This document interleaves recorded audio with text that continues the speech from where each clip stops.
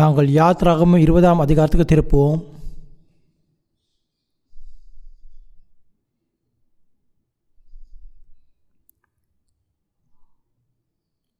யாத்ராகமம் 20ஆம் அதிகாரம்.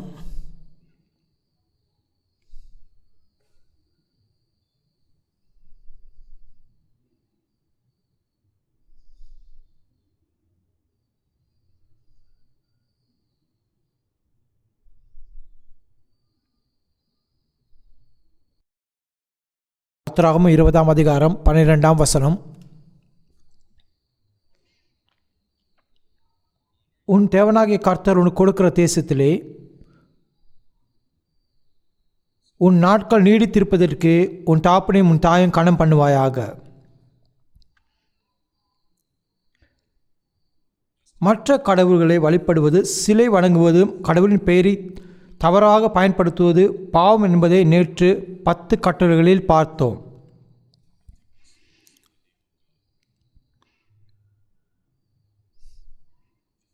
கட்டளைகளில் முதல் 4 கடவுளுடன் நமது உறவுகளை, கடைசி 6 ஒருவருக்கொருவர் நமது உறவுகளை கையாள்கின்றன. இந்த கடைசி 6 கட்டளைகளில் முதன்மையானது, அவற்றில் மிகவும் பிரதிநிதித்துவமானது பெற்றோரை பற்றிய கட்டளையாகும். கிறிஸ்தவம் பெற்றோருக்கு மரியாதை கற்பிக்கவில்லை என்று பலர் கூறுகிறார்கள். ஆனால் அது வேதாகமத்தை அறியாதவர்களின் வார்த்தைகள். நாம் பெற்றோர் உயிருடன் இருக்கும்போது அவர்களை கனப்படுத்த வேண்டும் என்று வேதாகமும் நமக்கு கற்பிக்கிறது. இங்கே சொல்வது போல், உன் தகவனாகிய கர்த்தர் உனக்கு கொடுக்கும் தேசத்தில் நீ நீண்ட காலம் வாழ்வதற்கு உன் தகப்பனையும் உன் தாயும் கனம் பண்ணுவாயாக.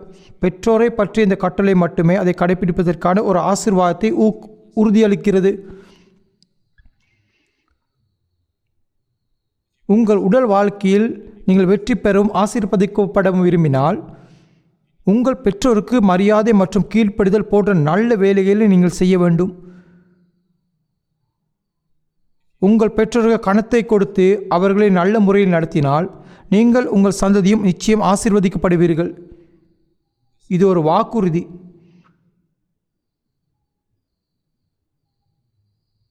ஆனால் நீங்கள் உங்கள் தந்தையும் தாயும் மதிக்காமல் அவர்களுக்கு வருத்தத்தையும் கவலையும் ஏற்படுத்தினால் அது பாவம். மேலும் இது கடவுளுக்கு முன்பாக ஒரு பாவம். உங்கள் பெற்றோர் பூமியில் கடவுளின் பிரதிநிதிகளாக சேவை செய்கிறவர்கள். நீங்கள் கடவுளை பார்க்க முடியாது, ஆனால் உங்கள் பெற்றோர் உயிருடன் இருக்கும் போது அவர்கள் அவருடைய பிரதிநிதிகளாக செயல்படுகிறார்கள். அவர்கள் நீங்கள் மதிக்க வேண்டியவர்கள். நீங்கள் உங்கள் பெற்றோரை மீறினால் அல்லது கீழ்ப்படியவில்லை என்றால் உங்களுக்கு ஒரு பயங்கரமான தீர்ப்பு காத்திருக்கிறது. வசனம் 13, கொலை செய்யாதிருப்பாயாக. கொலை, இங்கு யாரும் உண்மையில் யாரையும் கொல்லவில்லை. ஆனால் ஒரு வகையான கொலை உள்ளது. இதை நீங்கள் செய்திருக்கலாம். கருக்கலைப்பு. வயிற்றில் உள்ள குழந்தையை அறுவை சிகிச்சை மூலம் அகற்றும் சம்பவங்கள் ஏராளம் என்று தெரிகிறது. அதுதான் கொலை.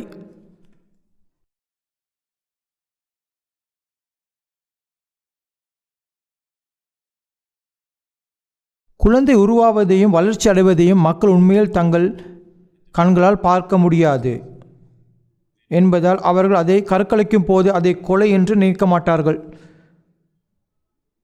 ஆனால் என்னிடம் ஒரு வீடியோ டேப் உள்ளது. இந்த நபர் ஒரு மருத்துவர். அவர் பல ஆண்டுகளாக கருக்கலைப்பு செய்துள்ளார். அவர் இந்த அறுவை சிகிச்சையை மேற்கொண்ட போது அவரது மனசாட்சி அவரை தொந்தரவு செய்தது. வயிற்றில் இருக்கும் குழந்தைகளை அறுவை சிகிச்சை மூலம் அகற்றும் முறையை படம் பிடித்தார். அறுவை சிகிச்சை கருவி செருகப்பட்டு, கருவின் கால்கள் துண்டிக்கப்பட்டு, கைகள் துண்டிக்கப்பட்டு, கழுத்து கூட துண்டிக்கப்பட்டது. இவை அனைத்தும் வீடியோவில் காட்டப்பட்டுள்ளன.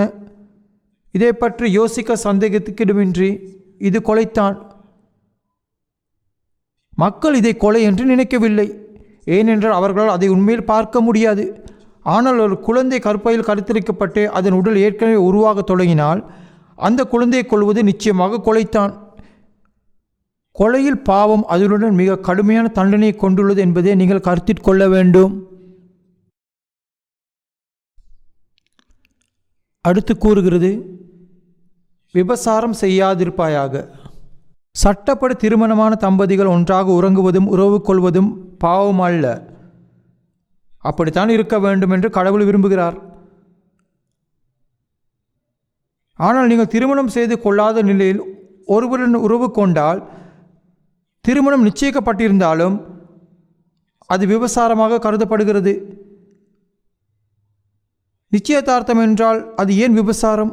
நிச்சயம் செய்து கொண்டால் நீங்கள் திருமணம் செய்து கொள்வதாக உறுதியுறுத்தியுள்ளீர்கள்.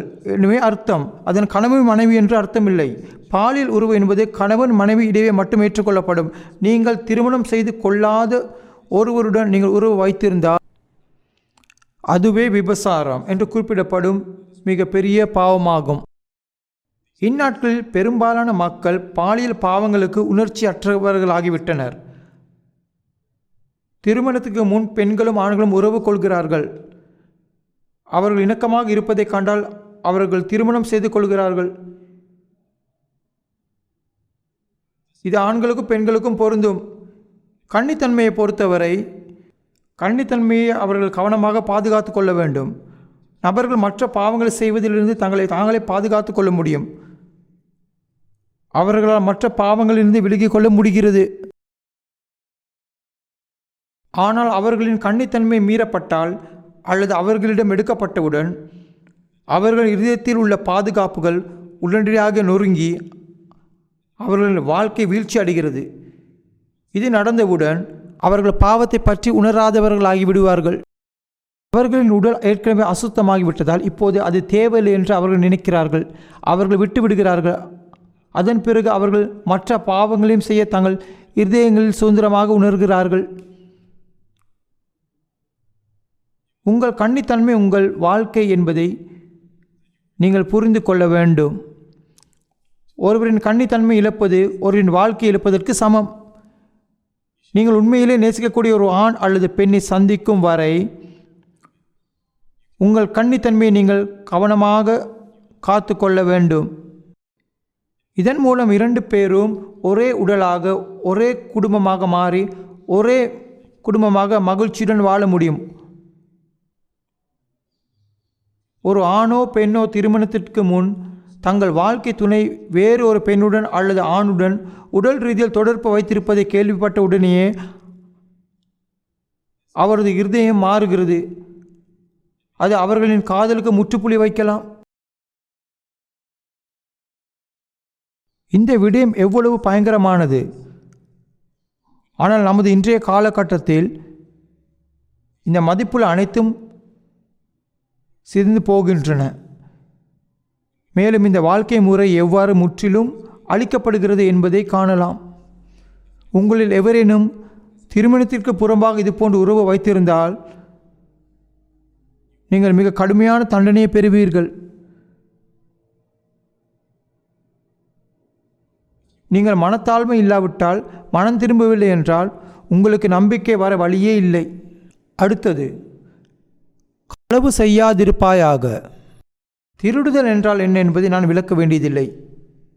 யாரிடமாவது அவர்களுக்கு தெரியாமல் நீங்கள் எதையாவது எடுத்திருந்தால் நீங்கள் செய்ததற்கு வருந்த வேண்டும். மேலும் அடுத்தது, பிறனுக்கு விரோதமாய் பொய் சாட்சி சொல்லாதிருப்பாயாக. நீங்கள் பொய் சொல்லி மற்றவர்களை ஏமாற்ற வேண்டாம் என்று பொய்யான வதந்திகளை பிறரை பற்றி உண்மைக்கு மாறான விடயங்களை சொல்ல வேண்டாம் என்று அது கூறுகிறது. அடுத்த வசனம் 17 கூறுகிறது, பிறனுடைய வீட்டை இச்சியாதிருப்பாயாக. பிறனுடைய மனைவியையும் அவனுடைய வேலைக்காரனையும் அவனுடைய வேலைக்காரியையும் அவனுடைய எருதையும் அவனுடைய கழுதையும் பின்னும் பிறனுக்குள் யாதொன்றையும் இச்சியாதிருப்பாயாக என்றார். பேராசையும் பல பாவங்களின் தொடக்கப்புள்ளியாகும். எனவே நமக்கு இந்த 10 கட்டளைகள் உள்ளன. ஓய்வு நாள் பற்றிய கட்டளையை பற்றிய விளக்கம் இப்போது கையாளுவதற்கு மிகவும் சிக்கலானது. எனவே நாம் அதை தவிர்ப்போம். நீங்கள் இந்த வசனங்களை படிக்கும் போது இந்த கட்டளைகளில் ஏதேனும் உங்கள் இதயத்தில் உங்களுக்கு தொந்தரவு இருக்கிறதா என்று உங்களை நீங்கள் கேட்டுக்கொள்ளுங்கள். ஒருவேளை உங்கள் பெற்றோருக்கு கீழ்ப்படியாததால் இந்த கட்டளைகள் ஏதேனும் ஒன்று கண்டு நீங்கள் கவலைப்பட்டால் நீங்கள் ஆண்டவருக்கு முன்பாக எடுத்துக்கொண்டு உண்மையாக மனம் திரும்ப வேண்டும். ஏற்பாடுக்கு வருவோம். ஏசாயா புஸ்தகம் 59ஆம் அதிகாரம்.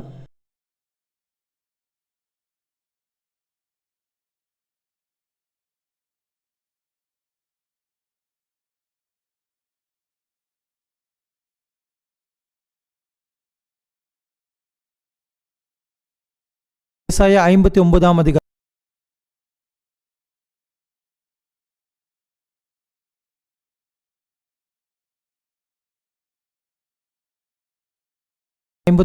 அதிகாரம் 1ஆம் வசனத்திலிருந்து படிக்கிறேன்.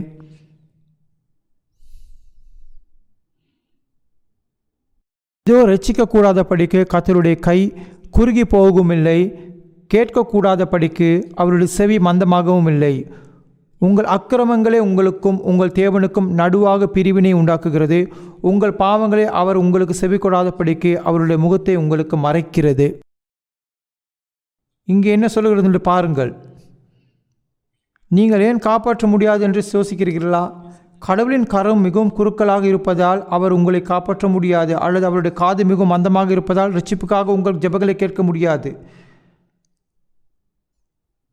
அப்படியானால் அது என்ன? வசனம் 2, உங்கள் பாவங்களே அவர் உங்களுக்கு செவிக்கொடாதபடிக்கு அவருடைய முகத்தை உங்களுக்கு மறைக்கிறது. இதன் பொருள் என்ன? நீங்கள் இங்கே பார்த்தால் இவர் கடவுள், இவர் இங்கே நான் என்று வைத்துக்கொள்வோம். எல்லோருக்கும் அவர் யாராக இருந்தாலும் அவர்களுக்குள்ளே பாவம் இருக்கிறது. அந்த பாவம் தன்னை வெளிப்படுத்தி ஒரு நபர் ஒரு பாவத்தை செய்யும் போது அந்த பாவம் கடவுளுக்கு முன்பாக செல்கிறது. அங்கு அவர் செய்த மற்ற எல்லாவற்றிலும் அது குவிகிறது.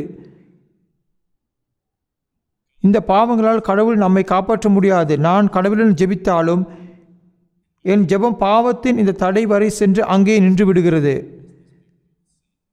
அந்த ஜெபம் கடவுளை அடையாது.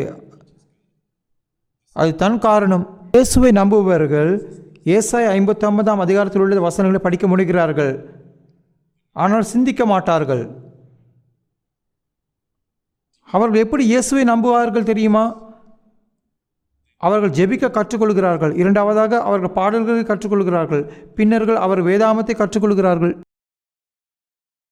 ஒரு நண்பரிடம் நீங்கள் இயேசுவை விசுவாசிக்க வேண்டும் என்று கூறலாம். நண்பர் எதை பற்றியது என்பதை பார்க்க செல்கிறார். எவ்வாறு ஜெபிக்க வேண்டும் என்பதை முதலில் கற்றுக்கொள்கிறார். முன்னில் இருப்பவர் ஜெபித்து, கடவுளே, எங்கள் பிதாவே, நாங்கள் உமக்கு நன்றி செலுத்துகிறோம், உண்மையாகவே உமக்கு நன்றி செலுத்துகிறோம் கூறுவதை கேட்கிறார். அவர் விரைவில் கற்றுக்கொண்டு அதே வழியில் பிரார்த்தனை செய்ய தொடங்குகிறார். ஆனால் அவருடைய பிரார்த்தனைகள் கடவுளை அடைய முடியாது என்பது அவருக்கு தெரியாது. உங்கள் பாவத்தின் பிரச்சனையை நீங்கள் தீர்க்கும் வரை இப்போதான் உங்களுக்கு எந்த பயனும் இல்லை.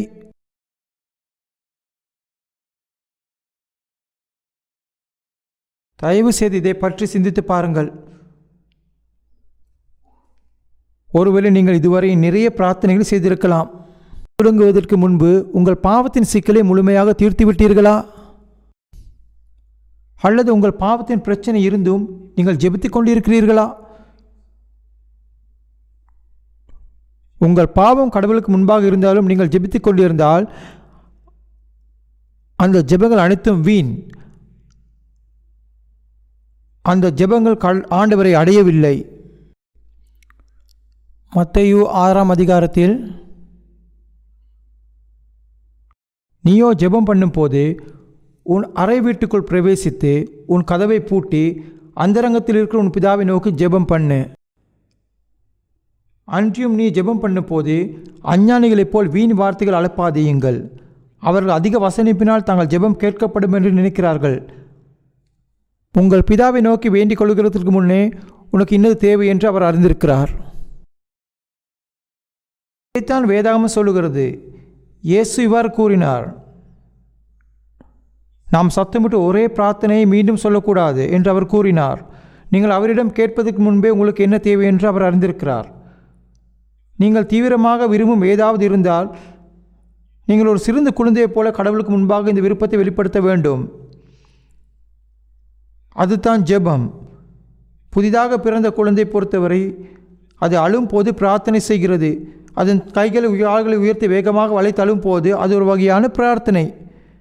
அதை கேட்டதும் அதன் தாய் ஓடி வந்தாள். டயப்பரில் ஏதேனும் வாசனை வருகிறதா என்று பார்க்கிறாள். டயப்பரை மாற்ற வேண்டுமா என்று பார்க்கிறாள். அல்லது குழந்தைக்கு பசியாக இருந்தால் பாலூட்ட முயற்சிக்கிறாள். அழுவது குழந்தையின் ஜெபம். குழந்தை கொஞ்சம் வளர்ந்ததும் அப்பாவிடம் சென்று, அப்பா, நான் பள்ளிக்கு ஏதாவது வாங்கி கொடுக்க வேண்டும் என்று சொல்லலாம். ஆனால் இதை குழந்தை என்று வைத்துக்கொள்வோம். குழந்தையின் தந்தை அந்த நாட்டின் ஜனாதிபதியாக இருந்தார் என்று வைத்துக்கொள்வோம். பின்னர் குழந்தை தனது தந்தையிடம் சென்று, மாண்புமிகு ஜனாதிபதி அவர்களே என்று கூறுவாரா, அல்லது அப்பா என்று தான் சொல்லுவாரா? அப்பா என்று தான் சொல்லுவார். இன்னும் சிலர் அவர்கள் ஜெபிக்கும் போது மிகவும் பிரம்மாண்டமான வார்த்தைகளை பயன்படுத்துவார்கள். சேனைகளின் தேவனாகிய கர்த்தர், பிரபுக்களின் கர்த்தாவே. இது ஒரு பேச்சு அல்ல, பிரார்த்தனை அல்ல.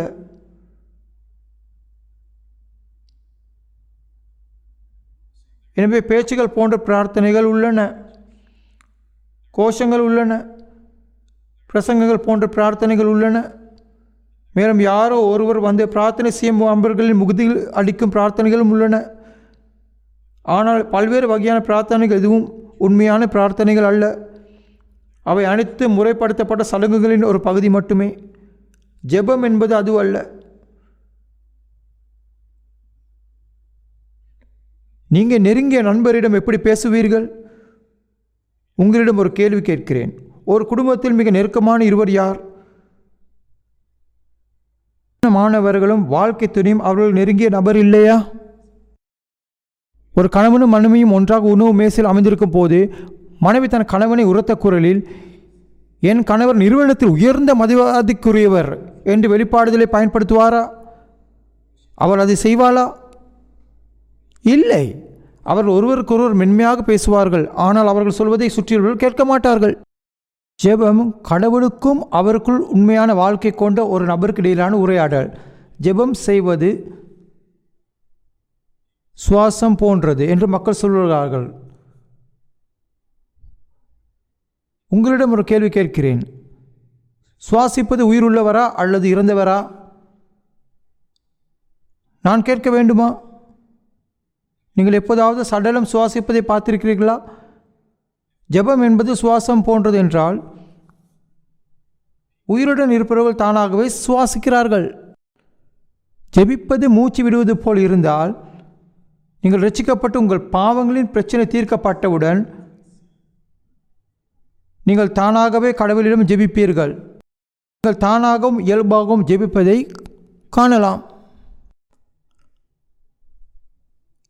ஆனால் நீங்கள் ரட்சிக்கப்படாவிட்டால் உங்கள் பாவங்கள் வழியை தடுக்கின்றன என்றால் நீங்கள் ஒரு மந்திரம் அல்லது ஒரு பேச்சு அல்லது ஒரு பிரசங்கம் போன்ற வடிவங்களில் பிரார்த்தனை செய்யலாம். ஆனால் அது உங்களுக்கு எந்த பயனும் அளிக்காது.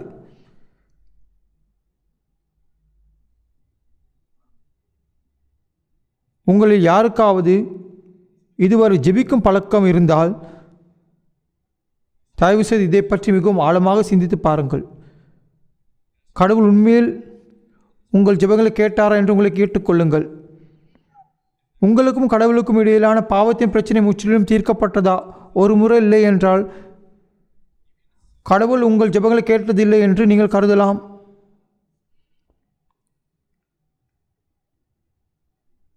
எரேமியா அதிகாரம் 5க்கு வருவோம். ஏசாயா புத்தகத்துக்கு பிறகு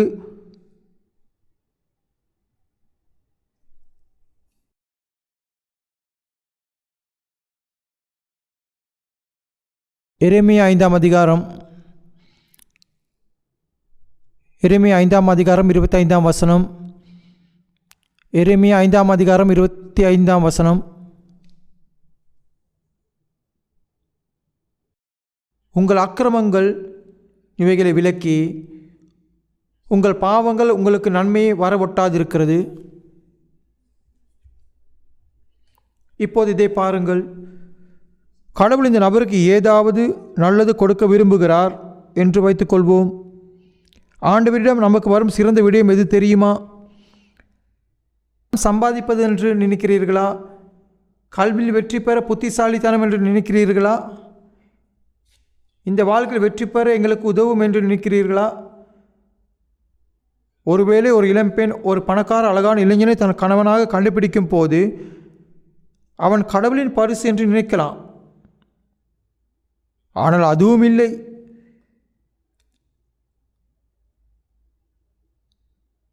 ஆண்டவரிடம் வரும் மிகப்பெரிய பரிசு பரிசுத்த ஆவியாகும். பரிசுத்த ஆவியால் நம்மை மீண்டும் பிறக்க செய்கிறார். மேலும் பரிசுத்த ஆவியின் மூலமாகவே ஆண்டவர் நமக்கு கொடுக்கும் அனைத்தையும் நாம் அறியவும் பெறவும் முடியும். ஆண்டவரிடம் வரும் மிகப்பெரிய பரிசு பரிசுத்த ஆவியாகும். ஆனால் எனக்கு பிறகு சொல்லவும், உங்கள் பாவங்கள் உங்களுக்கு நன்மை வரவொட்டாதிருக்கிறது.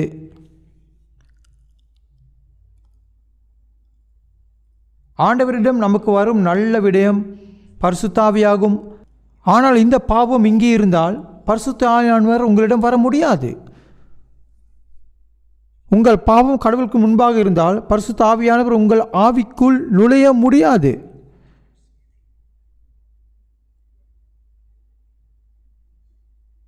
இந்த வார்த்தைகளை நானே உருவாக்கவில்லை இல்லையா? உங்கள் பாவங்கள், அது எங்கள் பாவங்களை குறிக்கிறது. உங்கள் பாவங்கள் உங்களுக்கு நன்மையை பரிசுத்த ஆவியை இழந்துவிட்டன. ஆனால் இந்த பாவத்தின் பிரச்சனை தீர்ந்தவுடன் பரிசுத்த ஆவியானவர் தானாகவே உங்களிடம் வருகிறார். உங்கள் பாவத்தின் இந்த பிரச்சனை தீர்க்கப்பட்டதும் பரிசுத்த ஆவியானவர் தானாகவே உங்களிடம் வருகிறார். அப்படியான உங்கள் பாவத்தின் சிக்கலை எவ்வாறு தீர்க்க முடியும்? இது கேள்வி. இது தீர்க்கப்பட வேண்டிய மிக பிரச்சனை அல்லவா? இப்பொழுது எரேமியா அதிகாரம் 17 பார்ப்போம். எரேமியா 17 அதிகாரம்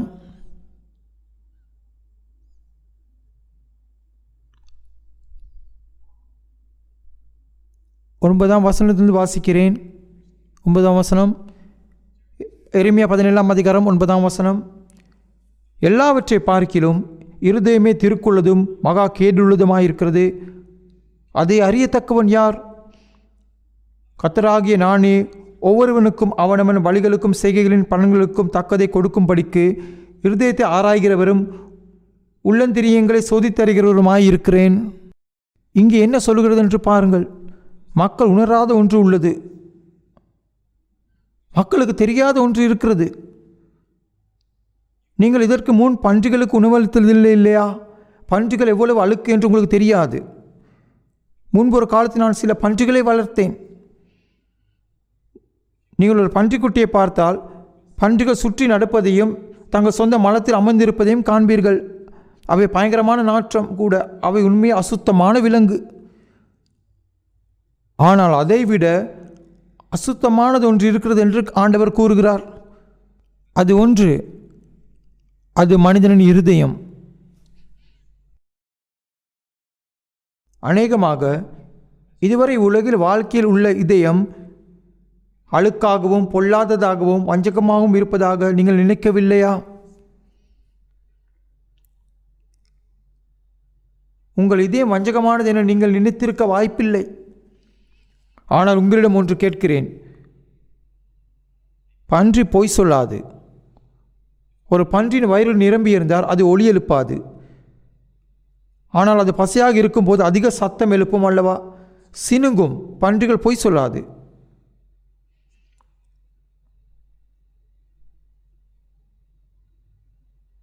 ஆனால் இதுவரைக்கும் உன் வாழ்க்கையை வாழ்ந்துவிட்டு நீ ஒரு பொய் கூட சொன்னதில்லையா? அது ஏமாற்றும் வேலை.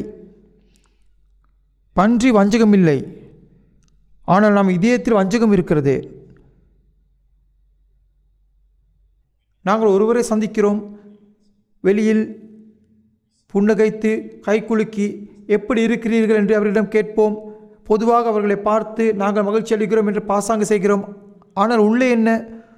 உள்ளுக்குள் நாம் நினைத்து கொண்டிருக்கலாம், என்னிடம் துப்பாக்கி இருந்தால் நான் அவரை இந்த இடத்திலே சுட்டு விடுவேன். வெளிப்புறம் கைக்குலுக்கி எப்படி இருக்கிறீர்கள் என்று கேட்போம். இது நாம் சகித்து கொள்ள முடியாத நேரங்கள்.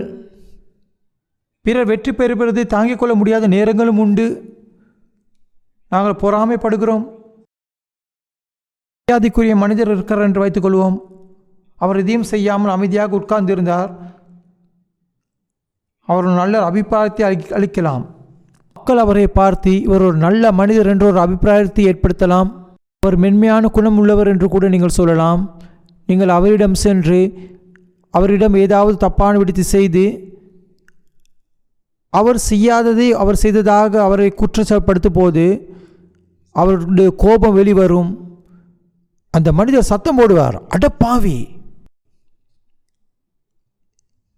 அவர் ஏன் அப்படி நடந்து கொள்வார்?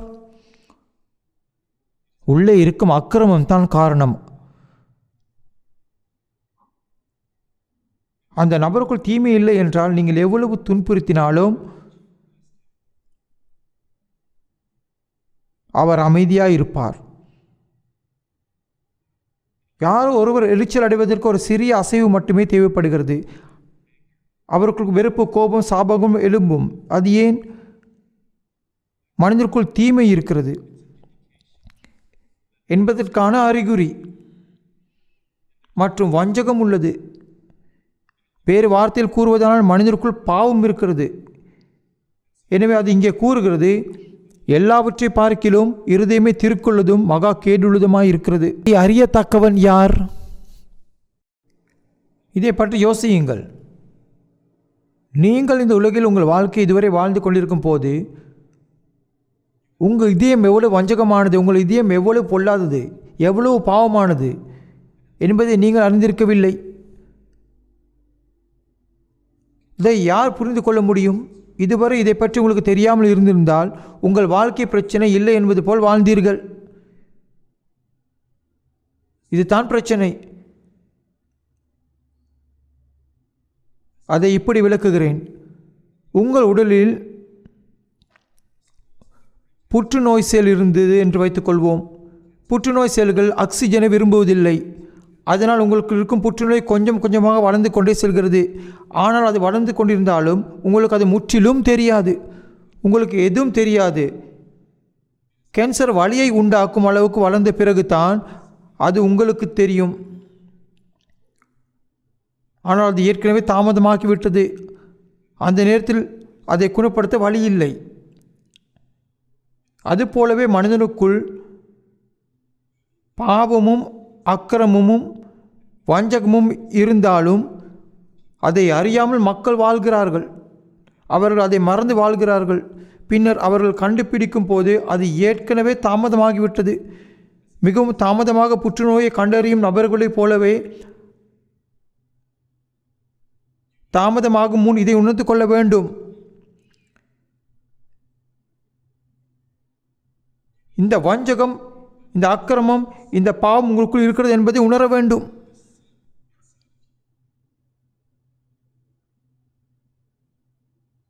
டைம் பாம்பை வைத்திருக்கும் நபரின் நிலை போன்றதுதான் உங்கள் நிலை.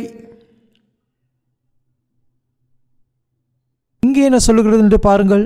10ஆம் வசனம்.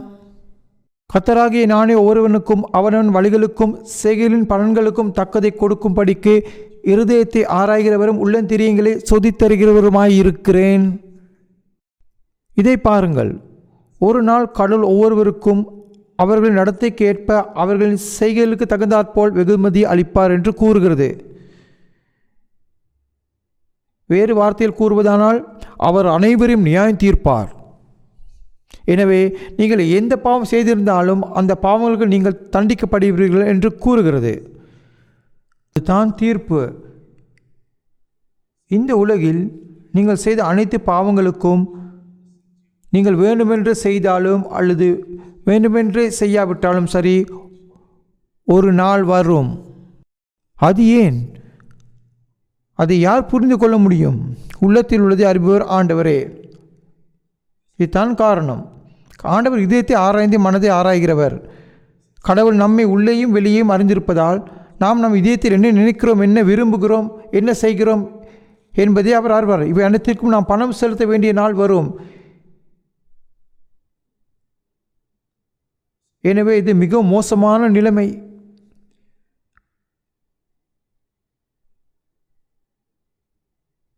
மக்கள் ஏதாவது தவறு செய்தால் அவர்கள் பிடிபடாத வரை அவர்கள் பாதுகாப்பாக இருப்பதாக நினைக்கிறார்கள்.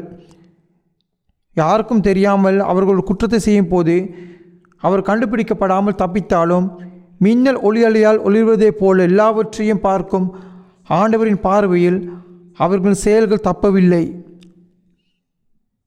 மின்னல் தொலைவில் வானத்தில் ஒளிரும், ஆனால் அதன் பிரகாசமானது ஒளி உங்கள் அறைக்குள் ஊடுருவ முடியும். ஆண்டவர் எல்லாம் அறிந்தவர். உலகத்தின் சட்டங்களால் பிடிபடுவதை நீங்கள் தவிர்க்கலாம், ஆனால் ஆண்டவரின் தீர்ப்பிலிருந்து நீங்கள் தப்ப முடியாது. புதிய ஏற்பாட்டில் மத்தேயு நற்செய்தி 5ஆம் அதிகாரம். புதிய ஏற்பாட்டில்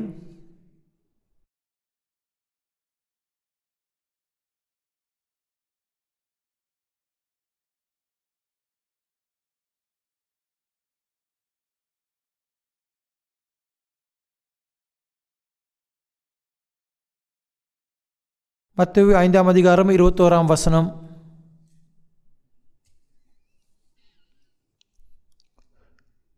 கொலை செய்யாதிருப்பாயாக என்பதும் கொலை செய்கிறவன் நியாய தீர்ப்புக்கு ஏதுவாயிருப்பான் என்பதும் பூர்வத்தாருக்கு உரைக்கப்பட்டது என்று கேள்விப்பட்டிருக்கிறீர்கள். நான் உங்களுக்கு சொல்லுகிறேன், தன் சகோதரன் நியாயமில்லாமல் கோபித்துக் கொள்பவன் நியாய தீர்ப்புக்கு ஏதுவாயிருப்பான். தன் சகோதரனை வீண் என்று சொல்லுகிறவன் ஆலோசனை சங்கத்திற்கு ஏதுவாயிருப்பான். மூடனே என்று சொல்லுகிறவன் எரி நரகத்திற்கு ஏதுவாயிருப்பான். அப்படியானால் என்ன வகையான பாவங்கள் நியாயம் தீர்க்கப்படுகின்றன? எந்த வகையான பாவங்கள் ஒரு நபரை நரகத்திற்கு அனுப்பும்? திருட்டு, கொலை போன்ற பெரிய பாவங்களை செய்ததற்காக ஒரு நபர் நரகத்திற்கு அனுப்பப்படுவார் என்று பெரும்பாலான மக்கள் நினைக்கிறார்கள். ஆனால் பிற பாவங்களுக்காக அல்ல. எனவே அவர்கள் சிறிய பாவங்களை கூட பாவமாக கருதவில்லை.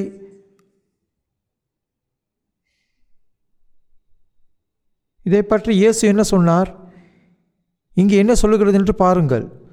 ஒரு சகோதரன் அல்லது சகோதரி மீது கோபம் கொண்ட எவரும், இங்கே சகோதரன் என்று கூறினால் அதில் உங்கள் உடன் பிறந்தவர்கள், உங்கள் நண்பர்கள் மற்றும் இந்த உலகில் நீங்கள் கோபமாக இருக்கும் அல்லது கோபப்படும் எவரும் அடங்கும்.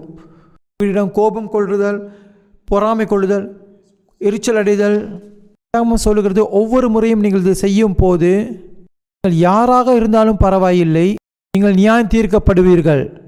ஒவ்வொருவரும், ஒருவருக்கும் விதிவிலக்கல்ல.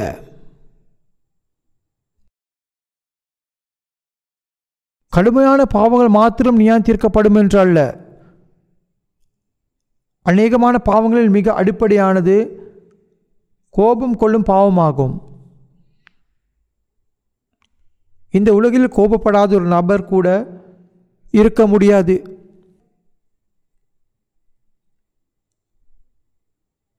ஒருவரை முட்டாள் என்றால் அவமானப்படுத்துதல். நீங்கள் ஒரு முட்டாள், வீணனே, சனியனே என்றால் நீங்கள் நரகத்திற்கு செல்வீர்கள். நான் இதை சொல்லவில்லை. வசனம் 22ஆம் வசனத்தை பார்ப்போம். நான் உங்களுக்கு சொல்லுகிறேன், தன் சகோதரன் நியாயமில்லாமல் கோபித்துக் கொள்பவன் நியாய தீர்ப்புக்கு ஏதுவாயிருப்பான். தன் சகோதரனை வீண் என்று சொல்லுகிறவன் ஆலோசனை சங்கத்திற்கு ஏதுவாயிருப்பான். மூடனே என்று சொல்லுகிறவன் எரி நரகத்திற்கு ஏதுவாயிருப்பான். ஆண்டவர் கொஞ்சம் தீவிரமானவராக தெரிகிறார் இல்லையா? கொஞ்சம் கோபம் வரும் அல்லது யாரையாவது சபிக்கும் அனைவரையும் அவர் நரகத்திற்கு அனுப்பினால் என்ன நடக்கப் போகிறது? இந்த உலகில் ஒருவரையும் அவமானப்படுத்தாத அல்லது கோபப்படாதவர் யாரும் இல்லை என்றால் இந்த உலகில் உள்ள அனைவரும் நரகத்திற்கு செல்ல வேண்டும் என்று அர்த்தம் அல்லவா? இந்த வார்த்தைகளை ஏற்றுக்கொள்வது உங்களுக்கு கடினமாக இருக்கலாம் என்று நினைக்கிறேன். இதனாலே நீங்கள் இரட்சிப்பை பெற வேண்டும். இங்கே ஒரு அடையாளத்தை வைத்து வெளிப்படுத்தல் அதிகாரம் 30ற்கு திருப்பவும். இது வேதத்தின் முடிவில் உள்ளது.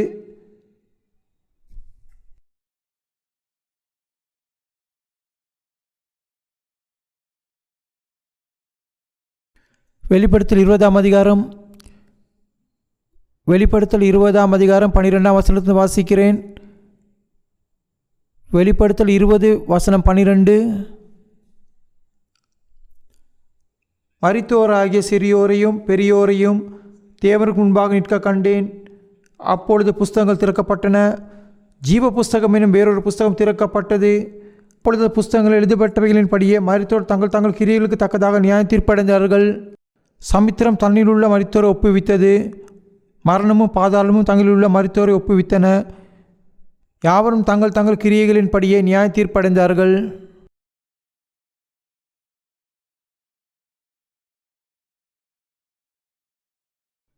இதற்கெல்லாம் என்ன அர்த்தம்?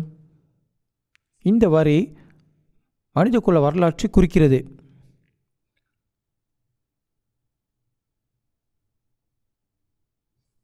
இது உபத்திரவத்தின் 7 ஆண்டுகள். இயேசு திரும்பி வரும்போது இந்த உலகத்தின் சரித்திரம் முடிவுக்கு வந்து 1000 வருட அரசாட்சி நிறுவப்படும்.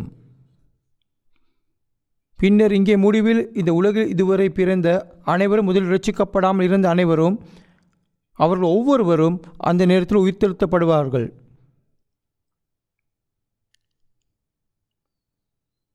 இந்த உலகில் இதுவரை பிறந்த அனைவரும், முதலில் இரட்சிக்கப்படாமல் இருந்த அனைவரும், அவர்கள் ஒவ்வொருவரும் அந்த நேரத்தில் உயிர்த்தெழுப்பப்படுவார்கள். எனக்கு பின் மீண்டும் சொல்லவும். யோவான் 5ஆம் அதிகாரம் 29ஆம் வசனம். எனக்கு பிறகு சொல்லவும். அப்பொழுது நன்மை செய்தவர்கள் ஜீவனை அடையும்படி எழுந்திருக்கிறவர்களாகவும், நன்மை செய்தவர்கள் ஆக்கினை அடையும்படி எழுந்திருக்கிறவர்களாகவும் புறப்படுவார்கள். இது உயிர்த்தெழுதலின் கண்டம். நியாயத்தீர்க்கப்படுவதற்காக இந்த நேரத்தில் மக்கள் உயிர்த்தெழுத்தப்படுவார்கள். இதை நீதிபதி ஆசனம் என்று வைத்துக்கொள்வோம். இது நீதிபதியின் ஆசனம். நீதிபதி இங்கே அமர்ந்திருக்கிறார். இங்கே சிலர் தீர்ப்புக்காக காத்திருக்கிறார்கள். இந்த மக்கள் தீர்ப்புக்காக காத்திருக்கிறார்கள். அவர்களுக்கு முன்னால் புஸ்தகங்கள் உள்ளன. பின்னர்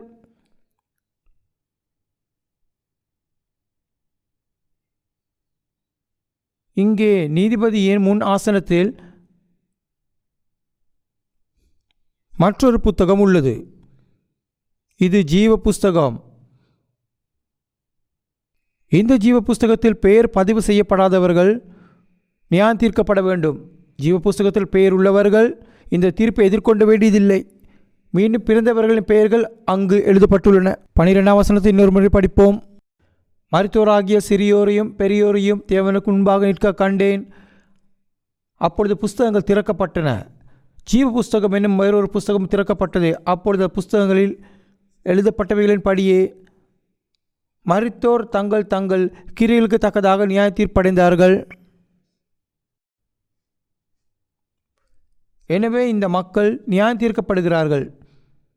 எனவே இந்த நபரை இங்கே எடுத்துக்கொள்வோம். இங்கே முதல் நபர், 2வது நபர், 3வது நபர், 4வது நபர் மற்றும் இங்கே 5வது நபர்.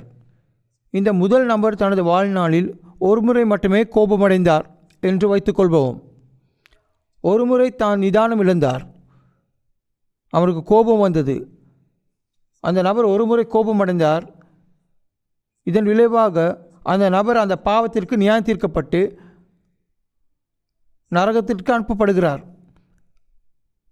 அவர் நரகத்திற்கு செல்லும் போது அவர் தனது வாழ்நாளில் ஒரு முறை மட்டுமே பொறுமை இருந்த பாவத்திற்கு தண்டனை பெறுகிறார்.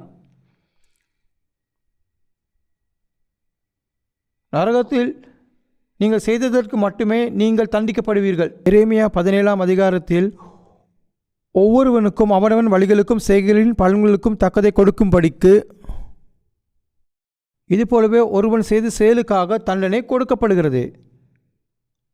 ஒரு முறை மட்டும் பொறுமை இழந்திருந்தால் அந்த ஒரு பாவத்துக்கான தண்டனை மட்டுமே உங்களுக்கு வழங்கப்படும். இந்த நபர் பொய் சொன்னார் என்று வைத்துக்கொள்வோம். ஆனால் அந்த ஒரு பொய்க்கான தண்டனையை அவன் பெறுவான். 2 முறை பொய் சொன்னால் அந்த 2 பொய்களுக்கு தண்டனை கிடைக்கும். அந்த நபர் எதையாவது திருடிவிட்டார். எனவே அவர் சற்று கடுமையான தண்டனையை பெற வேண்டும். மேலும் இந்த நபர் விபசாரம் செய்தார். அவருக்கு கடுமையான தண்டனை கிடைக்கும். இந்த நபர் தனது பெற்றோருக்கு கீழ்ப்படியவில்லை. மேலும் அவர் தண்டிக்கப்படுவார். ஒரே ஒரு முறை மட்டும் இருந்தால் அந்த ஒரு பாவத்திற்காக அவர் தண்டிக்கப்படுவான். 2 முறை செய்தால் 2 பாவங்களுக்கு தண்டனை கிடைக்கும். நரகம் என்பது மனிதர்கள் செய்த செயலுக்கு ஏற்ப தண்டிக்கப்படும் இடம்.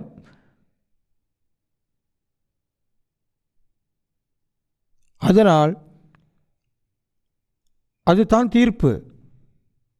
அந்த தீர்ப்பின் விளைவாக மக்கள் அனுப்பப்படும் இடம் நரகம். எனவே நீங்கள் செய்யும் பாவம் எவ்வளவு சிறியதாக இருந்தாலும் நீங்கள் நியாயம் தீர்க்கப்பட்ட பிறகு அந்த பாவத்திற்கான விலை நரகத்தில் செலுத்தப்பட வேண்டும். நான் இதை உருவாக்கவில்லை, இதை வேதாகமத்தில் கூறுகிறது இல்லையா?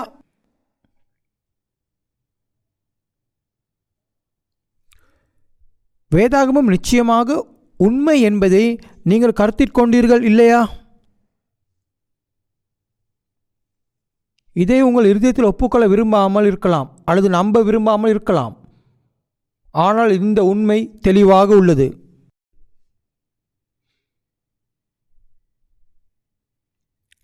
வசனம் 13 பாருங்கள். சமுத்திரம் தன்னிலுள்ள மரித்தோரை ஒப்புவித்தது, மரணமும் பாதாளமும் தங்களிலுள்ள மரித்தோரை ஒப்புவித்தன. யாவரும் தங்கள் தங்கள் கிரியைகளின்படியே நியாய தீர்ப்படைந்தார்கள். கடலில் இறந்தவர்கள் கடலில் இருந்து உயிர்த்தெழுப்பப்படுவார்கள். உடலின் அசல் கூறுகளை உருவாக்கும் ஹைட்ரஜன் போன்ற தனிமங்கள் எரிந்தாலும் கூட இருக்கும். இவை தரையில் நுழைந்து மண்ணுடன் கலந்து மண்ணை உருவாக்கலாம். ஆனாலும் அந்த நபரின் ஆவி உயிருடன் இருக்கும் வரை உயிர்த்தெழுதல் எந்த பிரச்சனையும் ஏற்படுத்தாது. எனவே ரட்சிக்கப்படாமல் இருக்கும் ஒவ்வொருவரும் முதலில் பாதாளத்திற்கு செல்கிறார்கள். பின்னர் இந்த நேரத்தில் அவர்கள் உயிர்த்தெழுப்பப்பட்டு நியாய தீர்க்கப்பட்டு அக்கினி கடலில் தள்ளப்படுவார்கள்.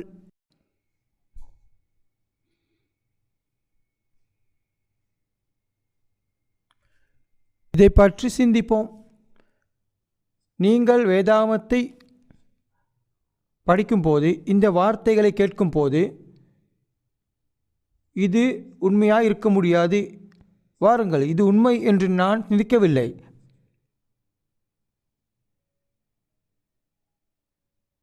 மேலும் நீங்கள் இதையெல்லாம் உங்கள் இருதயத்தில் ஏற்றுக்கொள்ளவில்லை.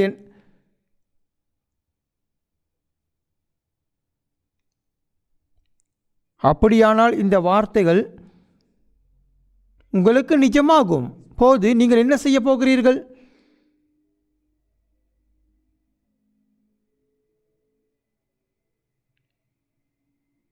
அது ஏற்கனவே மிகவும் தாமதமாகிவிடும் இல்லையா? நரகம் எரியும் நெருப்பு என்று வேதாகமம் சொல்லுகிறது. நீங்கள் அங்கு நெருப்பில் இறக்காததற்கு காரணம், நீங்கள் உயிர்த்தெழுந்த உடலில் எரிந்து போகாத நிலையில் இருப்பீர்கள். உயிர்த்தெழுந்த உடல் எரிந்து மறையாது. ஒரு பாவியின் உடல் கூட உயிர்த்தெழுந்த பிறகு எரிந்து மறைந்து போகும் அளவிற்கு இருக்காது. அது நித்தியமாக இருக்கும்.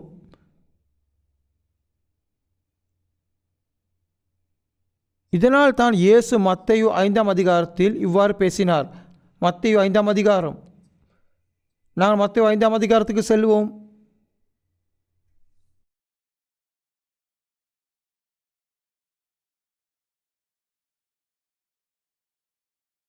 மத்தேயு 5ஆம் அதிகாரம் 22ஆம் வசனம். நான் உங்களுக்கு சொல்லுகிறேன், தன் சகோதரனை நியாயமில்லாமல் கோபித்துக் கொள்பவன் நியாய தீர்ப்புக்கு எதுவாயிருப்பான். தான் சகோதரனை வீணென்று சொல்லுகிறவன் ஆலோசனைக்கு சங்க தீர்ப்புக்கு ஏதுவாயிருப்பான். மூடனே என்று சொல்லுகிறவன் எரி நரகத்திற்கு ஏதுவாயிருப்பான்.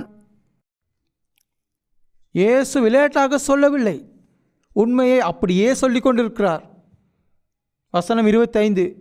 எதிராளி உன்னை நியாயாதிபதியினிடத்தில் ஒப்புக்கொடாமலும் நியாயாதிபதி உன்னை சேவகனிடத்தில் ஒப்புக்கொடாமலும் நீ சிறைச்சாலையில் வைக்கப்படாமலும் இருக்கும்படியாக நீ உன் எதிராளியோடைய வழி இருக்கும் போதே சீக்கிரமாய் அவனுடனே நல்மனம் பொருந்து. இங்கே அவர் நீதிமன்றத்தின் உருவகத்தை பயன்படுத்தினார். இங்கே நீதிமன்றம் உள்ளது.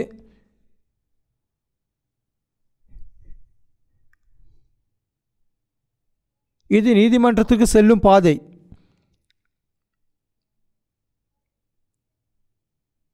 இந்த பாதையில் ஒருவர் நடந்து செல்கிறார்.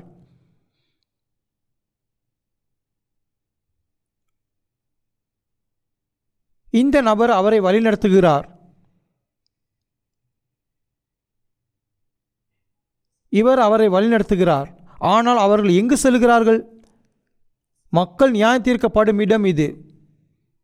முன்னால் நடந்து செல்லும் இவர்தான் வழக்கறிஞர். பொதுவாக பிரதிவாதியை நீதிமன்றத்துக்கு அழைத்து செல்வது வழக்கறிஞர் அல்ல. அது ஒரு போலீஸ் அதிகாரி அல்லது சிறைச்சாலையாரின் வேலை இல்லையா? ஆனால் சாராம்சத்தில் இது வழக்கறிஞர் பிரதிவாதியை நீதிமன்றத்துக்கு அழைத்து செல்வதை போன்றது. மேலும் அவர் போகலாம், நீங்கள் விசாரணை சந்திக்க வேண்டும் என்றார். இறுதி தீர்ப்பை விளக்க இயேசு பொது விசாரணை உதாரணத்தை பயன்படுத்துகிறார். மேலும் இந்த நபர் தனக்கு முன்னால் நடந்து வரும் தனது எதிராளியான தனது வழக்கறிஞருடன் விடயங்களை தீர்ப்பதற்காக பின்தொடர்வது என்று அவர் கூறினார். விடயங்களை தீர்த்து கொள்ளும் போது வழக்கறிஞர் விஷயங்களை நேராக்குவதன் மூலம் பிரச்சனையை தீர்க்க வேண்டும் என்று அர்த்தம். நீங்கள் நீதிமன்றத்துக்கு செல்வதற்கு முன் வழக்கறிஞருடன் நீங்கள் விடயத்தை தீர்த்து கொண்டால் விடயம் கைவிடப்படும். மேலும் நீங்கள் விசாரணைக்கு செல்ல வேண்டியதில்லை. ஆனால் நீங்கள் இங்கே பார்த்தால் இயேசு சொன்னார், உங்களை நீதிமன்றத்துக்கு அழைத்து செல்லும் உங்கள் எதிரியுடன் விடயங்களை விரைவாக தீர்த்து கொள்ளுங்கள். வழியில் நீங்கள் ஒன்றாக இருக்கும்போது அதை செய்யுங்கள். நீங்கள் பேசும் வழி என்ன? இந்த பாதை இதுதான் வாழ்க்கை பாதை. இவ்வுலகில் மக்கள் தங்கள் வாழ்க்கையில் நடந்து கொண்டிருக்கும் பாதை இறுதி தீர்ப்பில் முடிவடையும் பாதையாகும்.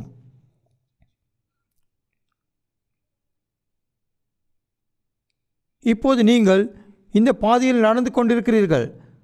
அது தீர்ப்பில் முடியும்.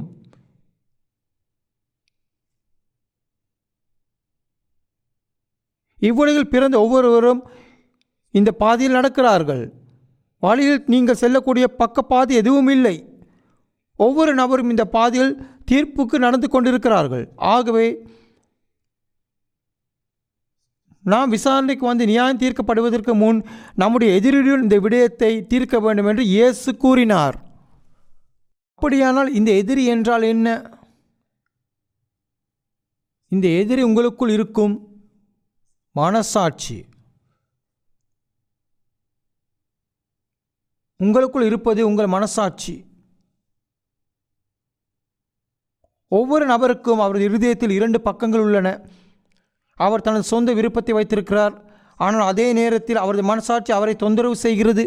அவருடைய மனசாட்சி அவனை துன்புறுத்தி கொண்டு இருக்கிறது. நாம் குற்ற உணர்ச்சியால் அவதிப்படுகிறோம் என்பதே தீர்ப்பின் பாதையில் நாம் நடந்து கொண்டிருக்கிறோம் என்பதற்கு சான்றாகும். அதுவே ஆதாரம். உங்கள் மனசாட்சி உங்களை தொந்தரவு செய்யும் போது நீங்கள் நியாயம் தீர்க்கப்படுவீர்கள் என்பதற்கான தெளிவான அறிகுறி இதுவாகும்.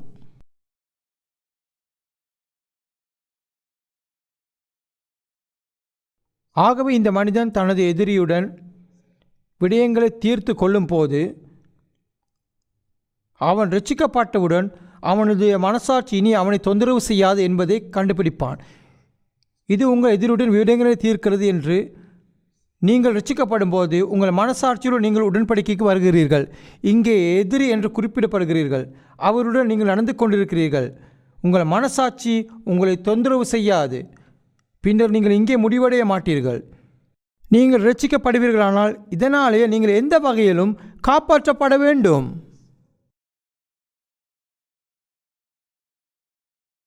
இது ஒரு பெரிய விடயம் என நீங்கள் நினைக்கிறீர்களா? ஆனால் உங்களால் முடியாது என்றால் அது உண்மையில் முக்கியமில்லையா? மீண்டும் படிப்போம். வசனம் 25. உன்னை நியாயாதிபதியிடத்தில் ஒப்புக்கொடாமலும் நியாயாதிபதி உன்னை சேவகனிடத்தில் ஒப்புக்கொடாமலும் நீ சிறைச்சாலையில் வைக்கப்படாமலும் இருக்கும்படியாக நீ உன் எதிராளியோடு வழியில் இருக்கும்போதே சீக்கிரமாய் நல் மனம் பொருந்து. இந்த சிறைச்சாலை நரகம். வசனம் 26. பொருந்தாவிட்டால் நீ ஒரு காசு குறைவின்றி கொடுத்து தீர்க்கும் மட்டும் அவ்விடத்திலிருந்து புறப்பட மாட்டாய் என்று மெய்யாகவே உனக்கு சொல்லுகிறேன்.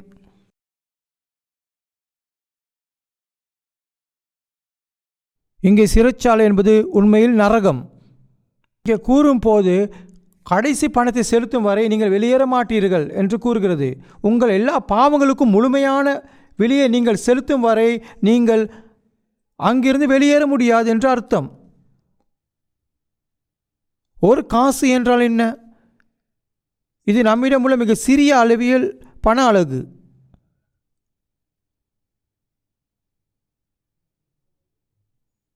டாலர் மிக பெரிய அலகு. டாலர், கால் நாணயம், நிக்கல் மற்றும் ரூபா உள்ளது. ரூபா எல்லாவற்றிலும் சிறிய அலகு. எனவே சிறிய பாவங்களுக்கு கூட விலை கொடுக்க வேண்டும். உங்கள் பாவங்களுக்கு நீங்கள் விலை கொடுக்கவில்லை என்றால் உங்கள் பாவத்தின் பிரச்சனை இன்னும் இருக்கும். உங்கள் பாவத்திற்கு நீங்கள் விலை கொடுக்க வேண்டும்.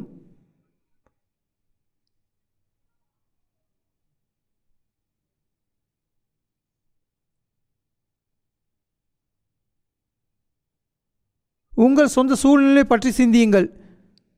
இதுவரை உலகில் நீங்கள் செய்த பாவங்களை சிந்தித்து பார். ஒருவேளை நீங்கள் கோபமாக இருக்கலாம், அல்லது பொய் சொல்லி இருக்கலாம்.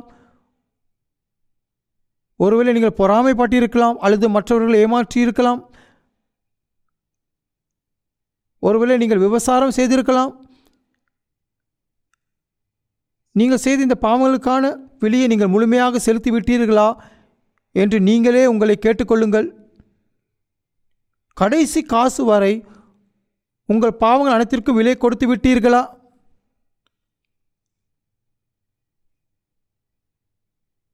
உங்கள் வாழ்க்கையை நீங்கள் மிகவும் கவனமாக சிந்தியுங்கள். உங்கள் பாவங்கள் மிக சிறியது வரை ஒவ்வொரு பாவத்திற்கும் நீங்கள் விலை கொடுத்து விட்டீர்களா என்று நீங்களே உங்களை கேட்டுக்கொள்ளுங்கள். வசனம் 27. விபசாரம் செய்யாதிருப்பாயாக என்பது பூர்வத்தாருக்கு உரைக்கப்பட்டது என்று கேள்விப்பட்டிருக்கிறீர்கள். நான் உங்களுக்கு சொல்லுகிறேன், ஒரு ஸ்திரியை இச்சையோடு பார்க்கிற எவனும் தன் இருதயத்தில் அவளோடு விபசாரம் செய்தாயிற்று. உன் வலது கண் உனக்கு இடரல் உண்டாக்கினால் அதை பிடுங்கி எறிந்து போடு. உன் சரீரம் முழுவதும் நரகத்தில் தள்ளப்படுவதை பார்க்கிலும் உன் அவயவங்களில் ஒன்று கெட்டுப்போவதற்கு நலமாயிருக்கும். உன் வலது கை உனக்கு இடரல் உண்டாக்கினால் அதை தரித்து எறிந்து போடு. உன் சரீரம் முழுவதும் நரகத்தில் தள்ளப்படுவதை பார்க்கிலும் உன் அவயவங்களில் ஒன்று கெட்டுப்போவது உனக்கு நலமாயிருக்கும்.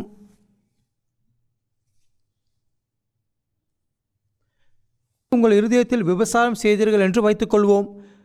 நீங்கள் உங்கள் எண்ணங்களை செயல்களில் செய்யவில்லை, ஆனால் உங்கள் இருதயத்தில் விபசாரம் செய்தீர்கள்.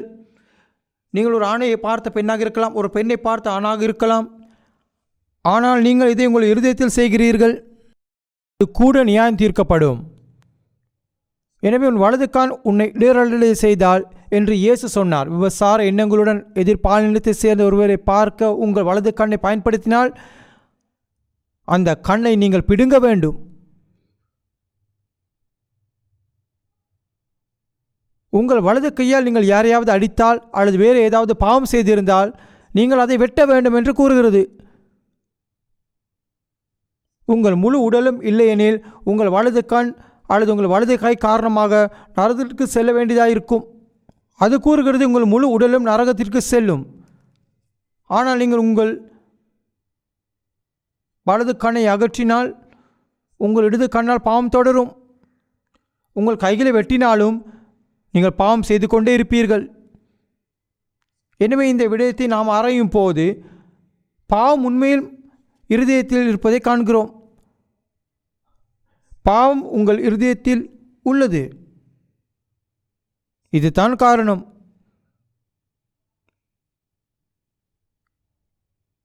இது மிகவும் பெரிய பிரச்சனை. இது வரும்போது மனிதன் பாவத்தின் மூட்டையை தவிர வேறில்லை. பாவத்தின் மூட்டை.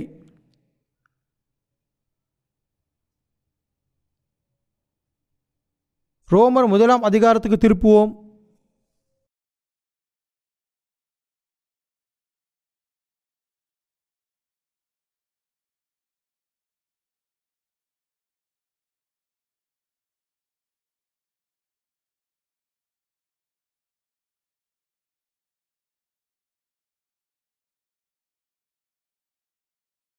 ரோமர் 1 அதிகாரம் 21 வசனத்திலிருந்து வாசிக்கிறேன்.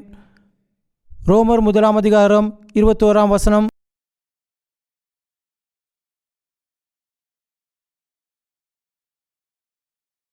அவர்கள் தேவனை அறிந்தும் அவரை தேவனென்று மகிமைப்படுத்தாமலும் ஸ்தோத்திரியாமலும் இருந்து தங்கள் சிந்தனைகளினாலே வீணரானார்கள். உணர்வில்லாத அவர்களுடைய இருதயம் இருளடைந்தது. அவர்கள் தங்களை ஞானிகள் என்று சொல்லியும் பைத்தியக்காரராகி அழிவில்லாத தேவனுடைய மகிமை அழிவுள்ள மனுஷர்கள், பறவைகள், மிருகங்கள், ஊரும் பிராணிகள் ஆகியவர்களுடைய ரூபங்களுக்கு ஒப்பாக மாற்றினார்கள்.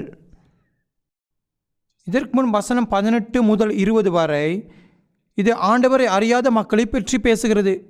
ஆண்டவர் இல்லை என்று வாதாடும் மக்கள் பயங்கரமான தீர்ப்பால் நியாயம் தீர்க்கப்படுவார்கள் என்று கூறுகிறது. ஆனால் இங்கே வசனம் 21 அது ஆண்டவரை அறிந்த மக்களை பற்றி பேசுகிறது. ஆண்டவரை அறியாதவர்கள் இருக்கிறார்கள், இன்னும் அவர்கள் நியாயம் தீர்க்கப்படுவார்கள்.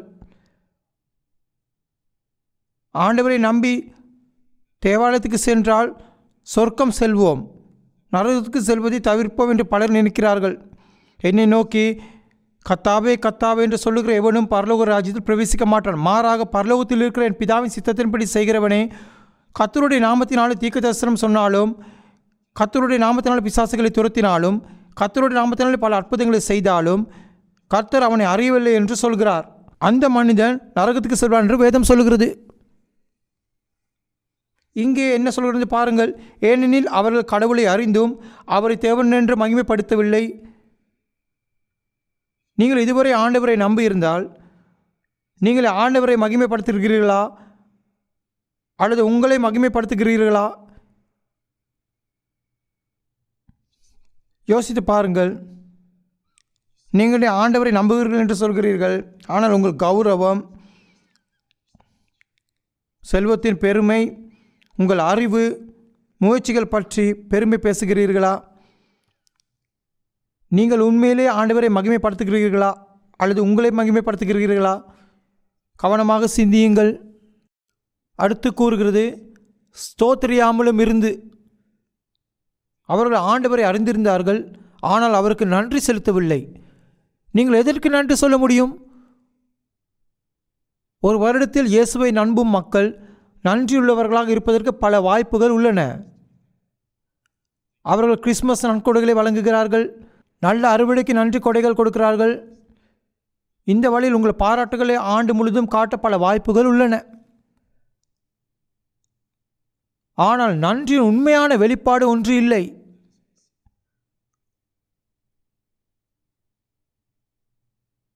உண்மையான நன்றியின் அந்த தருணம் இல்லாமல் அனைத்தும் அர்த்தமற்றதாகிவிடும். இந்த நன்றியின் உண்மையான தருணம் என்ன? அப்போதுதான் நீங்கள் ஆண்டவரிடம் என்னை காப்பாற்றியதற்கு நன்றி என்று சொல்ல முடியும். அது தான் இல்லை. தேவன் என் பாவங்கள் மன்னிக்கப்பட்டன, இது இரட்சிப்பின் தருணம். ஆனால் அது இங்கு இல்லை. இதுவரை உங்கள் வாழ்நாளில் உங்கள் இரட்சிப்புக்காக நீங்கள் உண்மையிலேயே ஆண்டவருக்கு நன்றி செலுத்திய காலம் இல்லை என்றால் நீங்கள் நியாயம் தீர்க்கப்பட்டு நரகத்திற்கு அனுப்பப்படுவீர்கள்.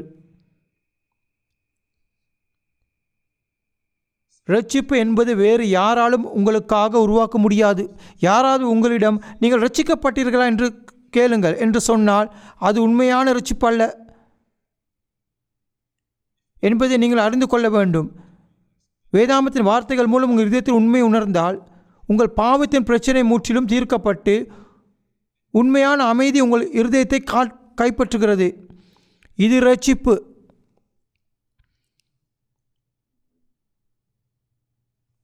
உங்கள் இரட்சிப்புக்கு நன்றி செலுத்தும் இந்த நேரத்தை நீங்கள் எப்போதாவது அனுபவித்திருக்கிறீர்களா? பாவத்திலிருந்து தற்காலிக நிவாரணம் மட்டுமல்ல, உங்கள் பாவங்களுக்கான நித்திய மன்னிப்பும். இந்த கேள்வியை நீங்களே கேட்டுக்கொள்ளுங்கள்.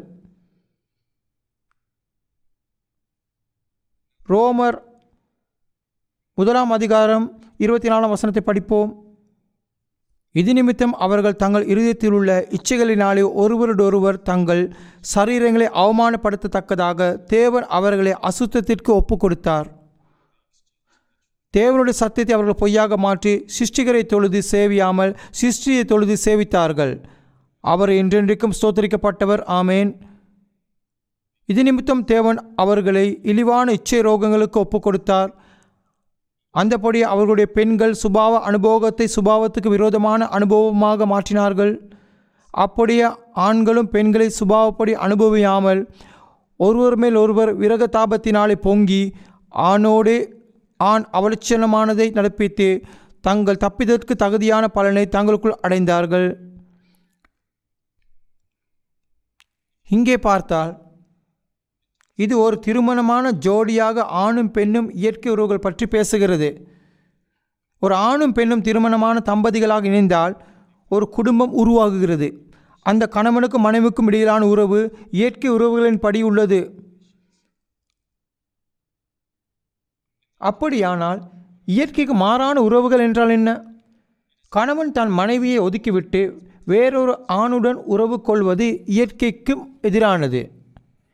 மனைவி தன் கணவனை ஒதுக்கி வைத்துவிட்டு வேறொரு பெண்ணுடன் உறவு கொள்வது இயற்கை உறவுகளுக்கு எதிரானது.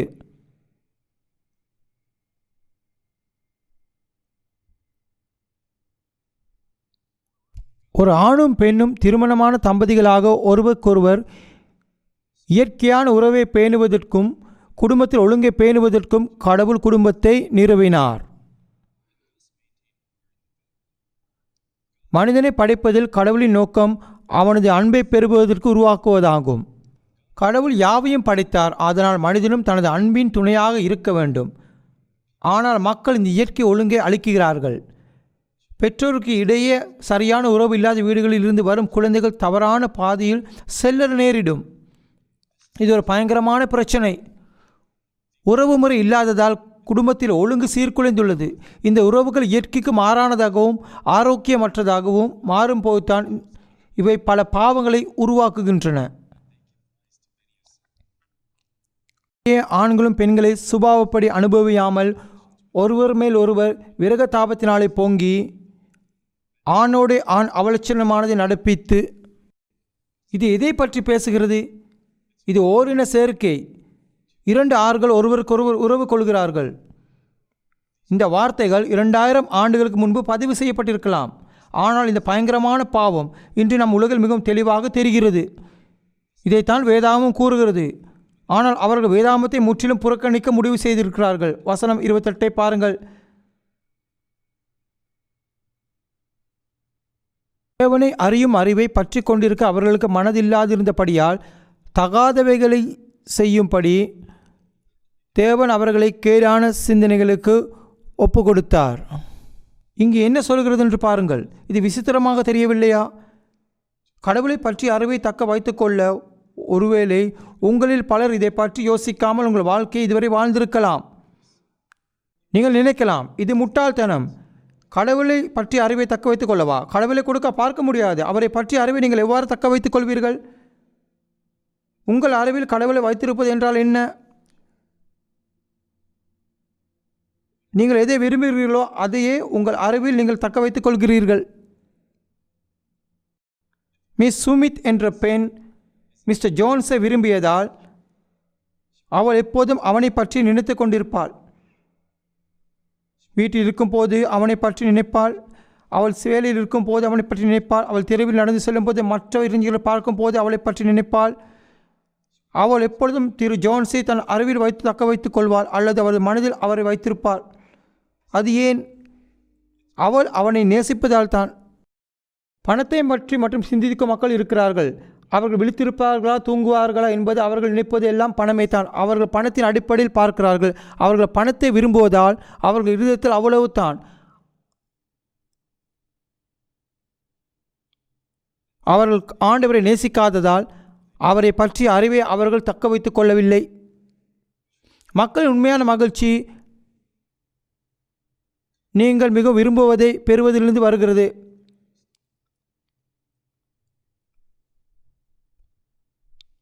ஆனால் நீங்கள் நேசித்தவர் கடவுள் என்று வைத்துக்கொள்வோம். நீங்கள் மிகவும் நேசித்தவர் உங்களுக்காக உயிரை கொடுக்கக்கூடியவர் ஆண்டவராக இருந்தால் நீங்கள் மகிழ்ச்சியாக இருக்க மாட்டீர்களா?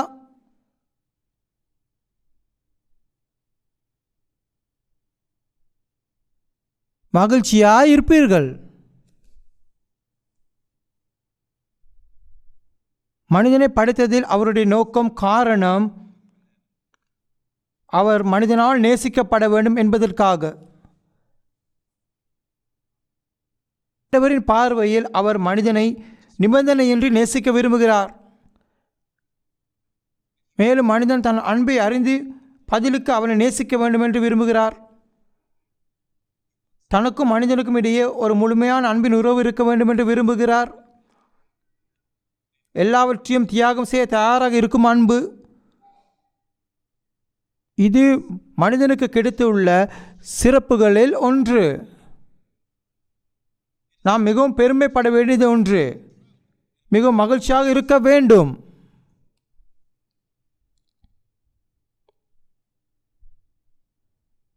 ஆண்டவர் யார்? அவரை வானங்களையும் பூமியும் படைத்தவர். மனித குரலின் வரலாற்றை கட்டுப்படுத்துபவர். அவர் மிகவும் உயர்ந்தவர். பரிபூர்ண நித்திய பரலோக ராஜ்யத்தை நிறைவேற்றும் ஆண்டவர். இந்த ஆண்டவரை உங்கள் வாழ்நாள் முழுவதும் நேசிக்க முடிந்தால் உங்களுக்கு இன்னும் என்ன தேவை? ஆனால் அது சாத்தியமற்றது. அது ஏன் சாத்தியமில்லை? பாவத்தின் காரணமாக. ஏன்? பாவம் கடவுளுக்கு பயம். கடவுள் பரிசுத்தமானவர். கடவுளுக்கு பாவம் இல்லை. கடவுள் தூய்மையானவர். கடவுள் மகிமை வாய்ந்தவர். ஆண்டவருக்கு முன்பாக பாவம் செய்த மக்களாகிய நாம் ஆண்டவரை எப்படி நாம் நேசிக்க முடியும்? நம்முடைய பாவங்களால் அதை செய்ய முடியாது. வேதாமத்தின் இன்னொரு பகுதிக்கு செல்வோம். 2 தீமோத்தேயு 3 அதிகாரம்.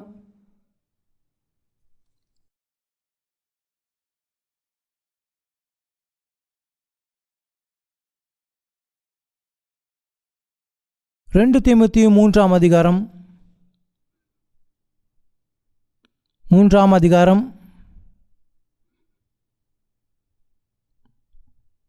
2 தீமோத்தேயு 3 அதிகாரம் 1 வசனத்திலிருந்து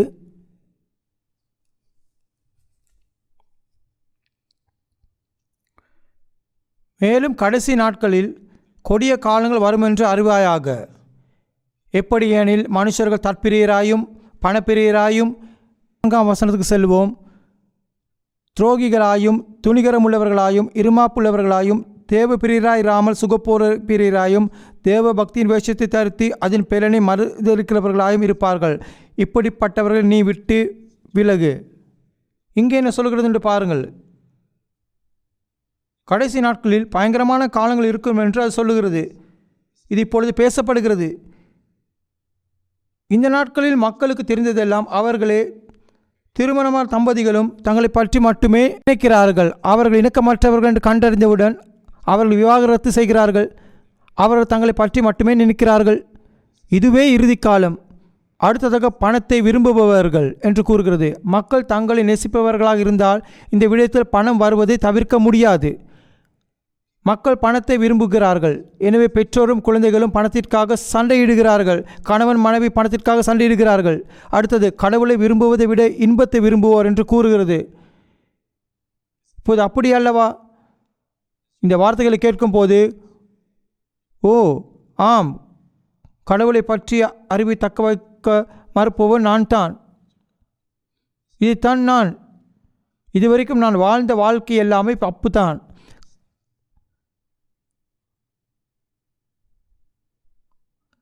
ஆண்டவர் ஆசீர்வாதத்தின் ஆதாரம். ஆண்டவர் வாழ்க்கையின் ஆதாரம். எல்லாம் ஆண்டவரிடம் வருகிறது. ஆனால் நான் இதுவரை ஆண்டவரை புறக்கணித்து என் வாழ்க்கையை வாழ்ந்து வருகிறேன். அவரை என் இதயத்தில் வைத்திருக்கவில்லை. நீதிமொழிகள் 1 அதிகாரத்திற்கு திருப்புவோம். ரோமர் அதிகாரம் 1 ஒரு அடையாளத்தை வைத்து பழைய ஏற்பாட்டில் உள்ள நீதிமொழிகளுக்கு வருவோம். நீதிமொழிகள் 1 அதிகாரம்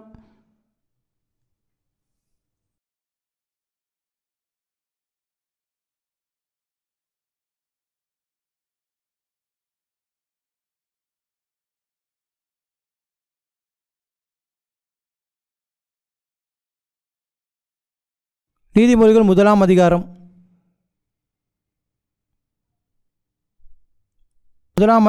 20 வசனத்திலிருந்து வாசிக்கிறேன். ஞானமானது வெளியே நின்று கூப்பிடுகிறது, வீதிகளில் சத்தமிடுகிறது. அது சந்தடியுள்ள தெருக்களின் சந்தியிலும் ஒளிமுக வாசலிலும் நின்று கூப்பிட்டு பட்டணத்தில் தன் வார்த்தைகளை வசனத்தில் சொல்லுகிறது. பேதைகளே, நீங்கள் பேதைமையை விரும்புவதும், நிந்தனைக்காரரே, நீங்கள் நிந்தனையில் பிரியப்படுவதும், மதியினரே, நீங்கள் ஞானத்தை வெறுப்பதும் எதுவரைக்கும் இருக்கும்? இதை பாருங்கள். சுவரின் மேல் ஞானம் கூவுகிறது. இந்த ஞானம் இயேசு. வாழ்க்கையின் பாதையில் நாம் நடக்கும்போது ஞானத்தின் குரல் கேட்கிறது. என் கடிந்து கொள்ளுதலுக்கு திரும்புங்கள், இதோ என் ஆவியை உங்களுக்கு அருளுவேன், என் வார்த்தைகளை உங்களுக்கு தெரிவிப்பேன். நம் செவிகளை ஞானத்துக்கு திருப்பினால் ஒரு நாள் ஞானமாக இருப்போர் நமக்கு பரிசுத்த ஆவியை தருவார். ஆண்டவருடைய வார்த்தையில் உள்ள நன்மையை நாம் உணரும் போது தான் நாம் பரிசுத்த ஆவியை பெறுகிறோம். அது பின்னர் அது கூறுகிறது, நாம் கூப்பிட்டும் நீங்கள் கேட்க மாட்டோம் என்கிறீர்கள். நான் என் கையை நீட்டியும் கவனிக்கிறவன் ஒருவனும் இல்லை. என் ஆலோசனையெல்லாம் நீங்கள் தள்ளி என் கடிந்து கொள்ளுதலை வெறுத்தீர்கள். நீங்கள் இயேசு மூலம் ரட்சிக்கப்பட வேண்டும். அதுவே ஆண்டவரிடம் வரும் அறிவும் ஞானமும் ஆகும். ஆனால் இதை பற்றி பேசுபவர்களை மக்கள் சபித்து துன்புறுத்துகிறார்கள். கேட்கக்கூட முயற்சிக்க மாட்டார்கள். இது நம் நாள் மற்றும் வயது மட்டுமல்ல, எப்போதும் இப்படித்தான். மக்கள் கவனம் செலுத்துவது தெரியவில்லை. மேலும் இதன் விளைவாக என்ன நடக்கிறது தெரியுமா? 26ஆம் வசனத்தை பாருங்கள். நான் உங்கள் ஆபத்து காலத்தில் நகைத்து நீங்கள் பயப்படும் காரியம் வரும்போது ஆகாடியம் பண்ணுவேன். உலகம் உபத்திரவத்துக்குள் நுழைந்தவுடன் பெரும் பேரழிவு ஏற்படும். ஆபத்து உங்களை தாக்கும் போது, கதவு மூடப்படும் போது, மக்கள் மீது பயங்கரம் வரும்போது அது முடிவாக இருக்கும். நீங்கள் பயப்படும் காரியம் புசல் போல் வரும்போது, ஆபத்து சூறாவளி போல் உங்களுக்கு நேரிடும் போது, நெருக்கமும் இடுக்கணும் உங்கள் மேல் வரும்போது ஆகடியம் பண்ணுவேன். அப்பொழுது அவர்கள் என்னை நோக்கி கூப்பிடுவார்கள், நான் மறு உத்தரவு கொடுக்க மாட்டேன். அவர்கள் அதிகாலையில் என்னை தேடுவார்கள், என்னை காண மாட்டார்கள். உபத்திரம் வந்தவுடன் நெஞ்சில் அடித்து கொண்டு அழலாம். அறுவடை கடந்து விட்டது, கோடைக்காலம் முடிந்து விட்டது, நாங்கள் ரட்சிக்கப்படவில்லை என்று. ஆனால் அது மிகவும் தாமதமாகிவிடும். கர்த்தர் உங்களை பார்த்து ஏளனம் செய்வார்.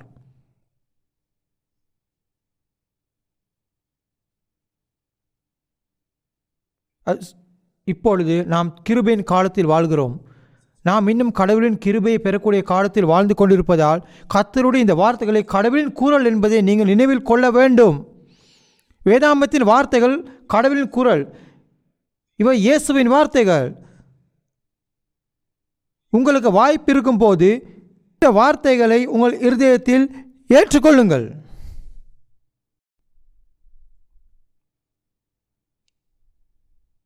வேதாம் உங்களை கண்டித்து பாவம் என்றால் என்ன என்று சொல்லும் போது அதை ஏற்றுக்கொள்ளுங்கள். நான் பாவங்களை செய்தேன், இந்த பாவங்களை தப்பிக்க நான் என்ன செய்ய வேண்டும்?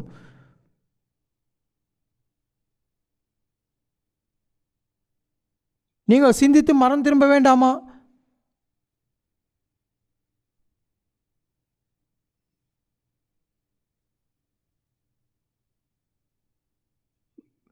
வேதாகமம் இயேசுவின் வார்த்தை. இது கடவுளின் வார்த்தை. ஆண்டவர் உங்களிடம் இரக்கத்துடன் பேசுகிறார். இது உண்மையை உணரும்படி கூறுகிறார்.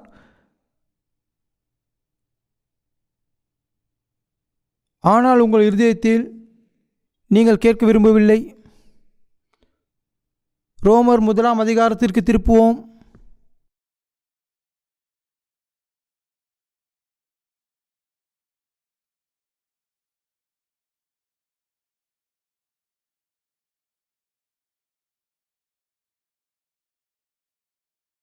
நான் 28ஆம் வசனத்திலிருந்து வாசிக்கிறேன்.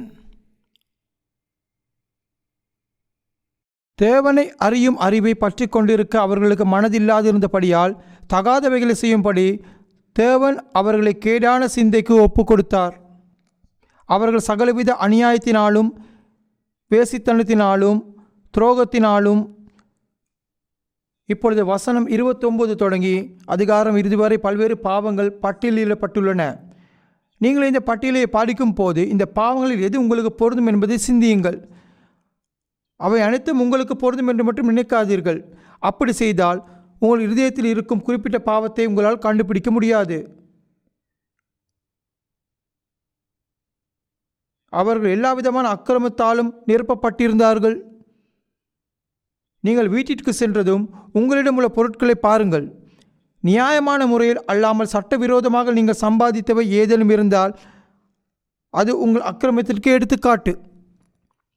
தீய கேவலமான மற்றும் தீய எண்ணங்கள், பேராசை மற்றும் பொருளாசை மற்றும் சீரழிவு தீய எண்ணம் கொண்டவர்கள், அவர்கள் பொறாமையால் நிரம்பியவர்கள். பொறாமை கொள்வது பாவம், கொலை. இதை பற்றி நான் முன்பே பேசினேன் இல்லையா? சண்டை, விவாதங்கள் மற்றும் சச்சரவுகளில் ஈடுபடுவது, வஞ்சகம், பொய் மற்றும் பிறரை ஏமாற்றுதல். ஒரே ஒரு முறை செய்தாலும் பொய் சொல்லி மற்றவர்களை ஏமாற்றுவது கடுமையான பாவம். கிசுகிசுக்கள், மற்றவர்கள் குறித்து குறை பேசுவது, அவதூறு பேசுபவர்கள், இழிவானவர்கள், மற்றவர்கள் இகழ்ந்து அவர்களின் நியாயமற்ற முறையில் நடத்துபவர்கள், அகங்காரம் கொண்டவர்கள், மற்றவர்கள் இழிவாக பார்ப்பது, பெருமை பேசுபவர்கள்,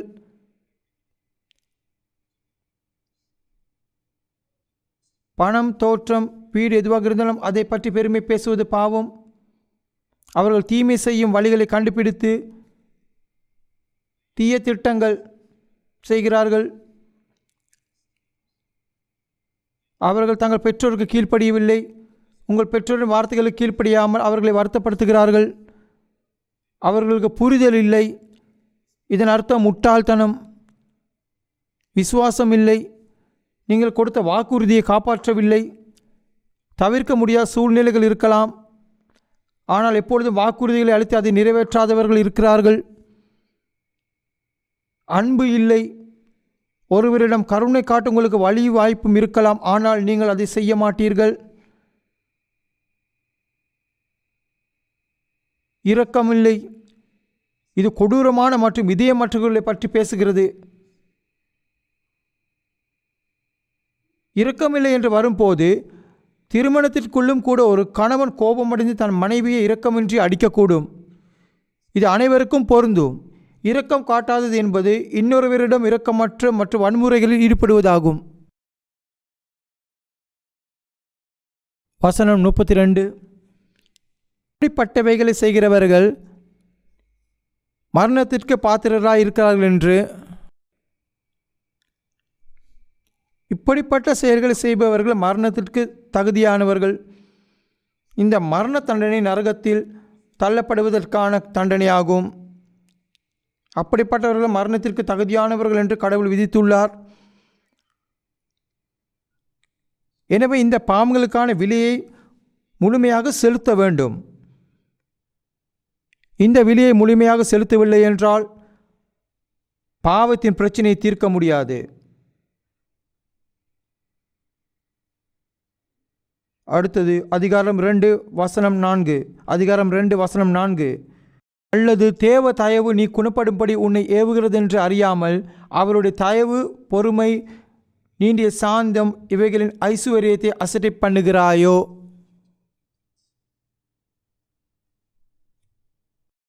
நாம் பாவம் செய்யும் போது ஏன் உடனடியாக தண்டிக்கப்படுவதில்லை என்பது இந்த வசனம் நமக்கு சொல்கிறது.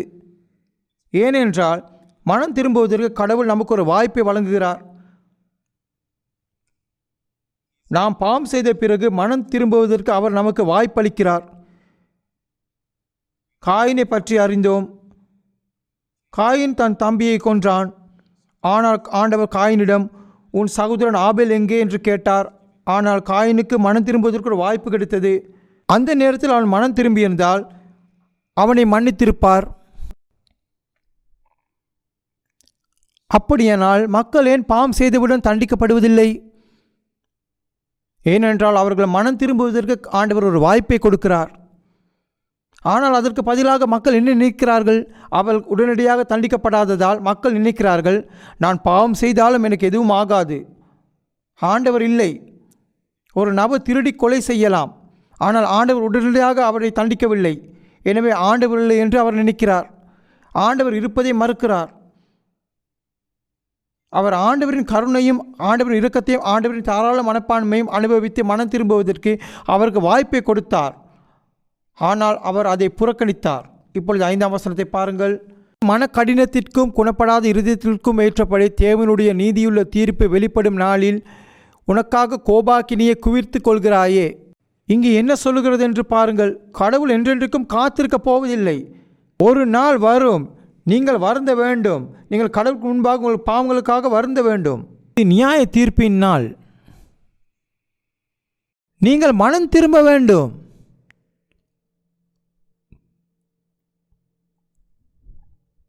உங்கள் பாவங்களுக்காக ஆண்டவர் முன் அறிக்கையிட்டு மனம் திரும்ப வேண்டும்.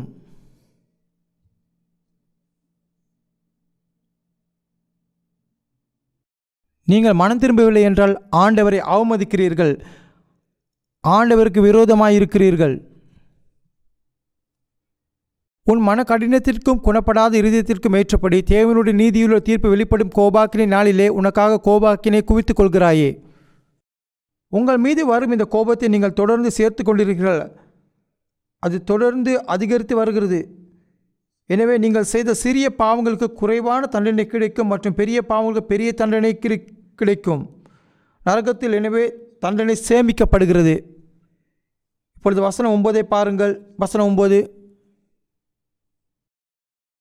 தீமை செய்யும் ஒவ்வொரு மக்களுக்கும் துன்பமும் துயரமும் இருக்கும். 5ஆம் அதிகாரத்தில் மாம்சம் நரகத்திற்கு செல்லும். அதுதான் இது சொல்லுகிறது. ஆவி உபத்திரவத்தை அனுபவிக்கும் என்று கூறுகிறது. ஆவி அனுபவிக்கும் இந்த உபத்திரவத்தை பற்றி சுருக்கமாக பேச விரும்புகிறேன், பின்னர் இன்றோடு நின்றுவிடும். ஆவியின் உபத்திரவம். யோவான் அதிகாரம் 13.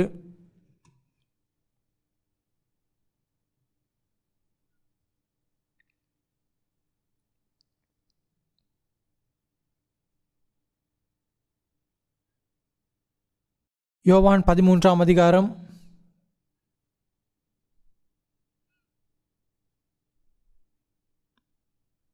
2ஆம் வசனம். 13ஆம் அதிகாரம் 2ஆம் வசனம். சீமோனின் குமாரனாகிய யூதாஸ் காரியோத்து அவரை காட்டுக் கொடுக்கும்படி பிசாசானவன் அவன் இருதயத்தை தூண்டின பின்பு அவர்கள் போஜனம் பண்ணி கொண்டிருந்தார்கள். இங்கே யூதாஸ் காரியோத் என்ற இந்த மனிதன் இயேசுவின் சீடர்களில் ஒருவன். ஆனால் அவன் இயேசு பின்தொடர்ந்த போது அது அவனுக்கு போதுமான உற்சாகம் இருக்கவில்லை என்பதை கண்டான். யூதர்களின் தலைவர்கள் இயேசுவை கொல்ல விரும்பினர். ஆனால் யூதாஸ் தெரிந்து கொண்டான் அவர்களால் இயேசுவை கொல்ல வழியை கண்டுபிடிக்க முடியவில்லை என்று. அதனால் அவன் நினைத்தான் அவனால் உதவி செய்ய முடியும் என்று. இதனால் தனது குருவை காட்டிக் கொடுக்க முடிவு செய்தான். இந்த எண்ணத்தை அவன் மனதில் விதைத்தவன் பிசாசு என்று வேதாகம் சொல்லுகிறது. 26ஆம் வசனத்தில் இன்னும் கொஞ்சம் கீழே பாருங்கள். இயேசு பிரதியுத்தரமாக, நான் இந்த துணிக்கையை தோய்த்து எவனுக்கு கொடுப்பேனோ உண்டு கடைசி ராப்போசனத்தின் அப்பத்துண்டு. இந்த துணிக்கையை தோய்த்து எவனுக்கு கொடுப்பேனோ அவன் தான் என்று சொல்லி இயேசு தன்னை காட்டி கொடுக்கிறவனை பற்றி பேசினார். பின்னர் அப்பத்தை தோய்த்து சீமோன் குமாரனாகிய ஸ்காரியோத் மகன் யூதாஸிடம் கொடுத்தார். யூதாஸ் அப்பத்தை எடுத்தவுடனே சாத்தான் அவனுக்குள் நுழைந்தான். இங்கே என்ன சொல்லுகிறது என்று பாருங்கள். யூதாஸ் காரியோத்தின் இருதயத்தில் சாத்தான் நுழைந்தான். எனவே இயேசு அவனிடம், நீ என்ன செய்ய போகிறாய், சீக்கிரம் செய் என்றான். வசனம் 30. அந்த துணிக்கையை வாங்கினவுடனே புறப்பட்டு போனான். அப்பொழுது ராக்காலமாயிருந்தது.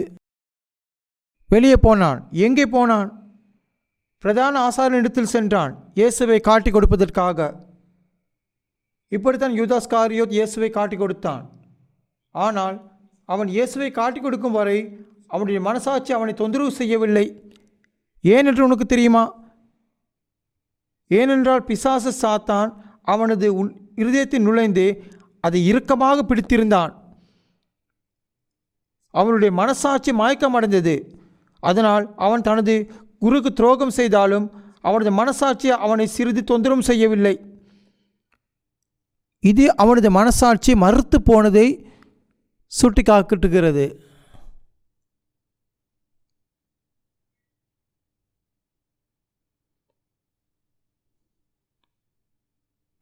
நீங்கள் வேதத்தை பற்றிய இந்த பிரசங்கத்தை எல்லாம் கேட்கிறீர்கள். ஆனால் நீங்கள் இன்னும் ரட்சிக்கப்படவில்லை என்றால், நீங்கள் இதெல்லாம் கேட்கும் போது உங்கள் மனசாட்சி சிறிதும் கலங்கவில்லை, நீங்கள் கவலைப்படாமல் மனம் திரும்ப விரும்பவில்லை என்றால், இதை சொல்ல நான் வருந்துகிறேன். ஆனால் நீங்கள் மிகவும் ஆபத்தான நிலையில் இருக்கிறீர்கள். மிகவும் ஆபத்தானது. ஏனென்று உங்களுக்கு தெரியுமா? உங்கள் பாவங்கள் உங்கள் மனசாட்சியை மறுத்துவிட்டதால் தான்.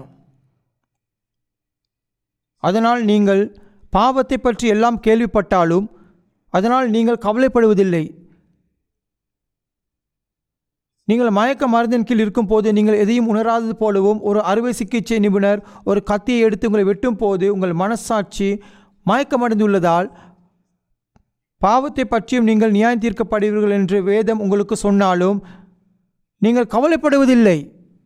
இது மிகவும் ஆபத்தானது. நீங்கள் ரட்சிக்கப்படுவதை தடுக்க சாத்தான் உங்கள் இருதயத்தை பிடித்து கொண்டான்.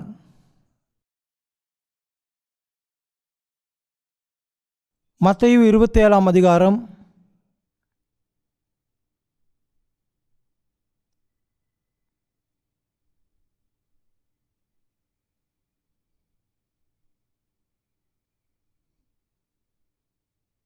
1 வசனம். மத்தேயு 27 அதிகாரம் 1 வசனம்.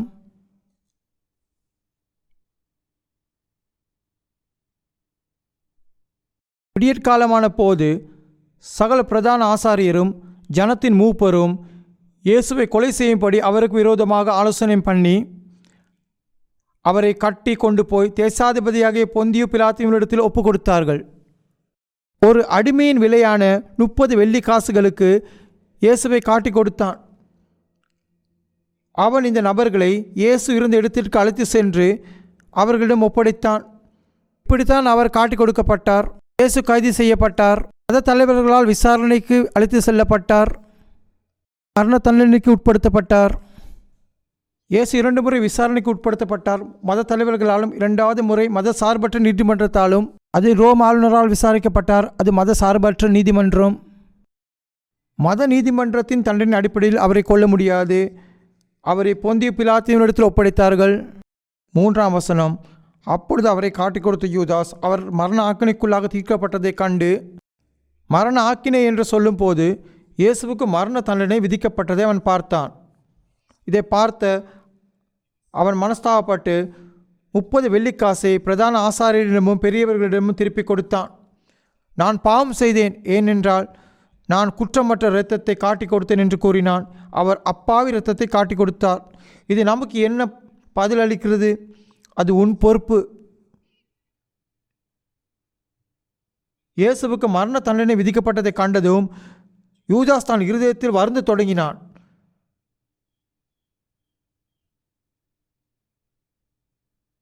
அவன் ஏன் இந்த வருத்தத்தை உணர்ந்தான்? ஏனென்றால் சாத்தான் அவனுடைய இருதயத்தில் நுழைந்தான். ஆனால் இப்பொழுது சாத்தான் அவனை விட்டுவிட்டான். அதனால் அவனுடைய மனசாட்சி அவனை துன்புறுத்த தொடங்கியது. அவன் உணர்ந்தான், இயேசுவுக்கு எந்த பாவம் இல்லை, நான் அவருக்கு விரோதமாய் துரோகம் செய்து விட்டேன்.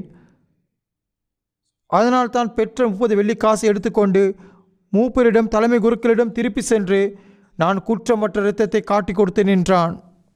நீ என்னத்தை சொல்லுகிறாய்? அது எங்களுக்கு கவலை இல்லை. மேலும் பணத்தை வாங்க மறுத்துவிட்டனர். அடுத்தது 5 வசனம். அப்பொழுது அவன் அந்த வெள்ளிக்காசை தேவாலயத்தில் இருந்து விட்டு புறப்பட்டு போய் நான்று கொண்டு செத்தான். அப்போஸ்தலர் புஸ்தகம் 1 அதிகாரத்தை பார்த்தால் யூதாஸ் தலைக்கீழாக விழுந்தான். வயிறு வெடித்து அவனுடைய குடல்கள் அனைத்தும் வெளியேறின என்று சொல்வதை காண்பீர்கள். இதன் அர்த்தம் என்ன தெரியுமா? அது ஆவியின் வேதனை. ஆவி அனுபவிக்கும் வேதனையும் மனசாட்சி அனுபவிக்கும் வேதனையும் ஒன்று தான்.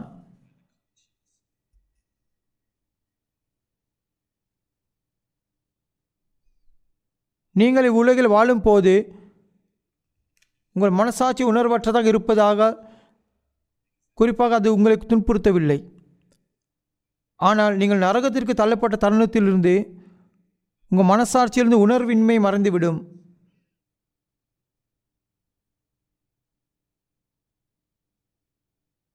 பிசாசனம் நரகத்தில் தள்ளப்படுவான் என்பதால் அவனால் இனி உங்கள் மீது கட்டுப்பாட்டை கொண்டிருக்க முடியாது. எனவே இந்த நேரத்தில் உங்கள் மனசாட்சி அதன் அசல் நிலைக்கு நரகத்திற்கு திரும்பும். எனவே இந்த உலகில் நீங்கள் செய்த பாவங்கள் அனைத்தும் உங்கள் மனசாட்சியில் ஊசிகள் மற்றும் முட்கள் போல குத்த தொடங்கும்.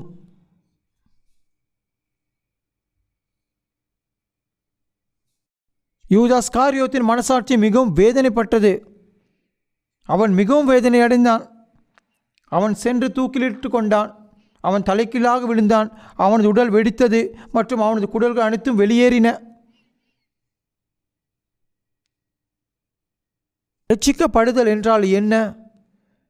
ரட்சிக்கப்படுவது இப்பொழுது உங்கள் மனசாட்சியில் உங்கள் பாவத்தை அறிந்திருப்பதும் பின்னர் அந்த பாவத்திலிருந்து விடுபடுவதும் ஆகும். உங்கள் மனசாட்சியின் வேதனையிலிருந்து ரட்சிப்பு விடுவிக்கப்படுகிறது. இதை நீங்கள் அனுபவிக்கவில்லை என்றால் நீங்கள் நரகத்திற்கு தள்ளப்பட்ட தருணத்திலிருந்து உங்கள் மனசாட்சி பிசாசின் பிடியிலிருந்து விடுவிக்கப்பட்டு நீங்கள் தாங்க முடியாத வேதனையை அனுபவிப்பீர்கள். ஆக ஆவியின் வேதனையும் மாம்சத்தின் வேதனையும் நான் முன்பு கூறியது போல அந்த நேரத்தில் நீங்கள் ஏற்கனவே உங்கள் உயிர்த்தெழுந்த உடலில் இருப்பீர்கள். அதனால் நீங்கள் இறக்க முடியாது. எனவே தயவு செய்து உங்களுடன் நேர்மையாக இருங்கள். மேலும் கடவுளுக்கு முன்பாக நேர்மையாக இருங்கள்.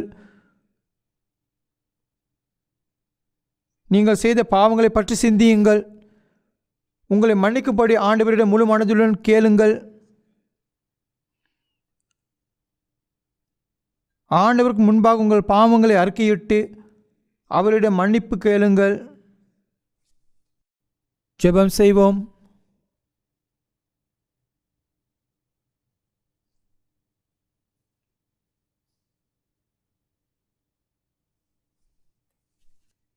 நாம் ஜெபிப்பதற்கு முன் நீங்கள் மற்றவர்களுக்கு எதிராக பாவங்களை செய்யும் போது நீங்கள் ஆண்டவருடைய வார்த்தைக்கு கீழ்ப்படியாததால் ஆண்டவருக்கு எதிராக அந்த பாவங்களையும் செய்கிறீர்கள் என்பதை நினைவில் கொள்ளுங்கள். உங்கள் பாவங்களை மற்றவருக்கு முன்பாக அல்ல, ஆண்டவருக்கு முன்பாக நீங்கள் மனம் திரும்ப வேண்டும். நீங்கள் ஒப்புக்கொள்ள வேண்டும்.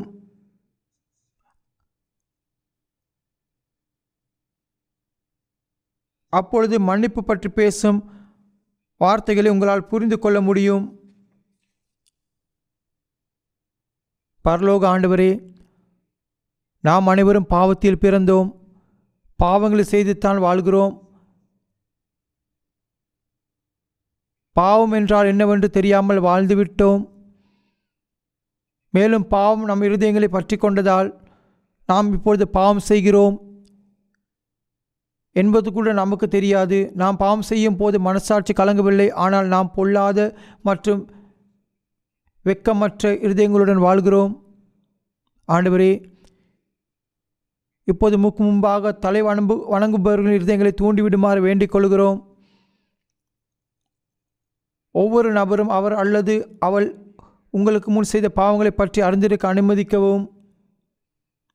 மேலும் அந்த பாவங்களை உங்கள் முன் வளைந்த முழங்காலில் வைக்கவும். அவர்கள் உங்களிடம் திரும்பவும் அவர்களின் பாவங்களுக்காக மன்னிப்புக்காக முழு மனதுடன் கேட்கவும் நீங்கள் அவர்களுக்கு வழிகாட்ட வேண்டும் என்று நாங்கள் பிரார்த்தனை செய்கிறோம். மேலும் அவர்கள் உங்கள் வார்த்தைகளை தாழ்மையான இதயத்துடன் ஏற்றுக்கொள்ளும் வகையில் அவர்களை வழிநடத்துமாறு கேட்டுக்கொள்கிறோம்.